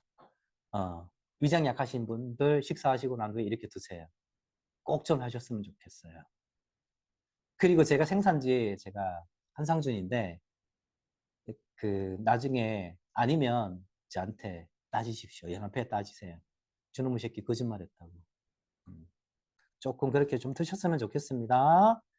식후 식초 마실 때 물과 식초 비율은요, 말씀드렸습니다. 식초 15ml, 식초 15ml. 한 수저입니다. 한 수저. 밥 먹는 숟가락, 식초 한 스푼. 얘를 이런 컵에다가 한 스푼 넣어요. 식초 한 스푼 넣었죠? 넣고 난 후에 물을 이런 컵에다가 한 3분의 2 정도 받아요. 3분의 2 정도. 이 컵에다 3분의 2 정도 받으면 물론 컵 크기에 따라 다르겠지만 머그컵 같은 경우는 너무 많겠죠. 일반 보통 컵에 한 3분의 2 정도 물 받습니다. 아니면 한 80% 물을 받아요. 그렇게 드세요. 이렇게. 원샷 이렇게 원샷 아닙니다. 조금씩 드시는 것처럼 드세요. 그렇게 드시면 됩니다. 이렇게. 식초가 좋다고 서너 손가락. 서너 손가락. 아유, 많아요. 서너 손가락. 많습니다. 많아요. 식초 좋다가 서너 손가락 많습니다. 서너 손가락. 한 스푼 정도만 드세요. 식사하시고 난 후에. 한 스푼만 드시고요. 내가 이제 밤에 잠을 잘 못 자. 내가 밤을 이제 잠자리가 이제 잠이 잘 안 와요. 이렇게 불면증 같이 있잖아요. 뭐 이렇게 사람이 걱정 많을 때나 뭐 이럴 때 이제 잠을 잘 못 이루시는 분들 계시잖아요. 우리 그 옛날에 뭐 이렇게 학교 갈 때 소풍 갈 때, 내일 비 오면 어떡해. 뭐 이런 거 있잖아요. 아니면 정말 다음날 좋은 일이 있어. 제 같은 경우는 이제 애들이 다 이제 밖에 나가 있는데, 다음날 애들이 와. 너무 기대되잖아요. 그러면 뭐 기대돼서 잠이 안 올 때. 하여튼 뭐 이렇게 불면증이 있을 때, 이때 식초 한 스푼을 더 드십니다. 이때는. 무슨 말이냐면, 아침, 점심, 저녁 세 끼 드시잖아요. 그러면 45ml 한 스푼 더 드시거든요. 근데 뭐 좋으니까 조금 더 챙겨 놓고 싶어. 그때 주무시기 전에. 주무시기 전에는 어떻게 약간 따뜻하게 드셔도 괜찮아요. 따뜻하게. 살짝 너무 뜨겁게 말고 따뜻하게. 시원하게 드셔도 되고요. 그때 다시 한 스푼, 식초 한 스푼 해갖고 조금씩 드셔서 그렇게 주무시는 방법도 괜찮습니다. 근데 그러니까 이제 이렇게 주무실 때 도움됩니다. 식혜의 무는 얼마나 넣을까요? 식혜 만들 때 무는 저거는 그러니까 이제 뭐라고 하냐 적당량. 참 이게 어려운 말인데 우리 어머니들 음식 하실 때 보면 뭐 양념 얼마나 넣어요? 뭐 적당량 이렇게 넣어 이렇게 얘기하는데 저도 이렇게 적당량이라는 말을 들을 수밖에 없어요. 만약 쌀을 1kg 정도, 쌀을 1 정도 했다라면 무는 대략 한 2 정도 넣으시면 안 되겠나 싶어요. 그 나중에 식혜가 다 만들어졌을 때 무만 별도로 이렇게 건져내기 어렵잖아요. 그럴 때는 어떻게 하냐면 이게 망 있잖아요. 망. 이렇게 다리 뭐 이렇게 우려내는 망 같은 데다가 여기다가 무만 별도로 넣어가지고 우려내는 겁니다. 그러면 이 망만 건져내면 밥알이랑 무랑 안 섞이겠죠. 그렇게 하시는 방법이 있어요. 네. 그래서 비율은 대략 한 20%만 해도 충분합니다. 그렇게 해서 하시고요. 그리고 감식초 만들 때 씻어서 물기를 닦아야 되고, 당연하죠. 감을 만들 때 어떤 분은 감 꼭지를 있는 상태로 한다. 어떤 분 감꼭지를 딴다라는데 감꼭지를 따시라고 권해드립니다. 왜냐하면 감식초 만들 때 감꼭지에 우리 자연 상태에 가면은 이제 우리 벌레들이나 얘네들이 알을 깔 수가 있어요. 꼭지 같은 데다가 안에 이제 잘 안 보이는 곳에. 그리고 혹시나 뭐 우리 연합회 쪽에 공급되는 감은 그럴 일은 없겠지만 농약 같은 거 치면 바깥에 맨들맨들한 데는 그냥 농약 성분이 빨리 이제 세척되고 없어지잖아요. 문제는 감 꼭지 있는 데는 잘 안 없어진 거라는 거죠. 더러운 것도 마찬가지, 오염 물질도 마찬가지. 그래서 감 꼭지는 땁니다. 감 꼭지는 따고 씻어도 되고요. 씻어도 되고 아니면은 이제 행주 같은 경우로 이렇게 닦아내셔도 됩니다. 그렇게 해서 만약에 씻었다면 물기 없애야 됩니다. 물기를 없애서 해야 됩니다. 혹시 식초물로 씻으면 곰팡이? 그렇죠. 우리가 과일이나 채소 같은 경우 익히거나 아니면 삶지 못하잖아요. 채소나 과일은 그대로 먹잖아요. 근데 문제는 뭐냐면 예전에 미국에서 몇 년 전에 로메인 상추 먹고 장출혈성 그러니까 대장균에 의해서 어떻게 사람이 죽었지 않습니까? 로메인 상추 먹고. 그래갖고 로메인 상추 우리 수입이 되니 많이 뭐 난리가 났었고, 죽은 사람이 그때 제가 7, 8명으로 기억하는데, 그리고 병원에 간 사람들이 수백 명이 돼요. 로메인 상추. 그게 무슨 뜻이냐면, 상추나 채소가 땅에서 자라요. 땅에서 자라는데 우리는 땅에다가 뭘 하죠? 거름을 하거든요. 그 거름이 뭐냐면 똥오줌이잖아요. 똥오줌을 거름하는데 대장균은 어디서 생기죠? 우리 사람의 장에서 생기잖아요. 똥오줌에 대장균이 있다고요. 그러다 보니까 유기농을 한다고 해서 거름을 붙이는데 이 거름 속에 대장균이 있는데 이 대장균이 채소에 옮겨 붙은 거죠. 제대로 세척을 안 했거나 살균을 안 했거나 그래서 저도 음식점 같은 데 가면 그 상추 있죠. 상추나 이런 거 잘 안 먹어요. 고깃집 가도 싸서. 제가 집에서 먹을 때 상추 깨끗이 씻어 먹잖아요. 근데 고깃집 같은 데 사람이 많을 때는 뭐 어떻게 씻는 것도 잘 모를 테고 그래서 잘 안 찾습니다. 특히 미나리 같은 경우. 보통 미나리 같은 경우 요즘 사람들 고기에 미나리 많이 이제 싸서 먹는 삼겹살을 많이 구워 먹는데 생미나리 절대 안 권해드립니다. 생미나리 반드시 구워서 드시라고 말씀드리고요. 그래서 저희는 채소나 과일 같은 경우 지금 특히 딸기 같은 경우 딸기 그렇고요. 채소 같은 경우 브로콜리 같은 경우 세척이 어려워요. 딸기도 마찬가지. 그래서 저는 세척을 어떻게 하냐면요. 딸기 세척은 그 이제 딸기 꼭지를 따죠. 딸기 꼭지 따야 되죠. 꼭지를 딸 때, 저기, 뭐냐, 이렇게, 그 이제 살까지 살짝 이렇게 해서 꼭지를 땁니다. 꼭지를 따고 난 후에 물에 담가 놓으면 단맛이 빠져요. 단맛이. 그래서 저는 뭐냐, 식초물에 살짝 이렇게 이제 담궜다가 이렇게 끄집어냅니다. 그리고 우리 상추나 채소 씻을 때 어떻게 씻냐면 이 수도꼭지 물 털어놓고 이제 흐르는 물에다가 세척하잖아요. 그러면 안 돼요. 그리고 잘 안 씻겨져요. 이게 물에 담궈서 어떻게 한 5분 정도 놔둔다라는 거죠. 채소를 씻을 때. 근데 이게 물은 어떤 물이냐면 식초물입니다. 식초를 얼만큼 타냐면 제가 아까 전에 말씀드린 것처럼 우리 소주 한 컵, 30ml 정도인데 소주 한 컵 정도를 물 한 2리터 정도에다가 타요. 그래서 거기다가 채소를 담굽니다. 어느 정도? 5분 정도.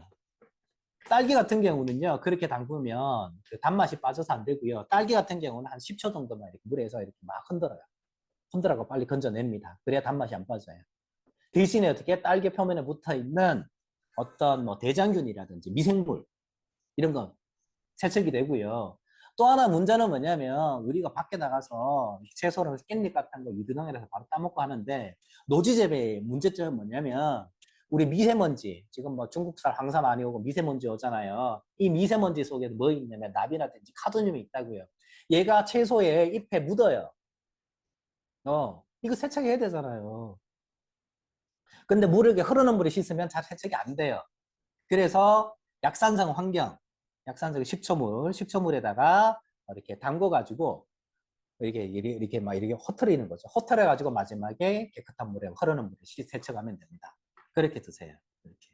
그리고 농약도 있고요. 그 다음에 중금속도 있고요. 그 다음에 병원성 미생물 같은 경우. 좀 있으면 여름 같은 경우는 이렇게 많이 나올 텐데. 그래서 저는 포도, 딸기, 브로콜리, 그 다음 채소 같은 경우 반드시 식초물에다가. 농약은 식초물에 잘 안 씻겨나가요, 농약은. 근데 농약은 식초물에 씻으려면 이때는 추가로 하니까 소주를 부줍니다. 그래서 소주 한 잔, 식초 한 잔, 소주 한 잔, 식초 한 잔 넣고 물 2리터에다가 여기다가 채소를 씻습니다. 그래서 딸기 같은 경우는 한 10초 정도만 나머지 채소 같은 경우는 포도라든지 브로콜리 같은 경우는 5분 정도 담궜다가 씁니다. 그렇게 물 흐르는데 드시게 되면 중금속, 농약, 그리고 병원성 미생물 대장균 깨끗하게 세척을 해서 드실 수 있습니다.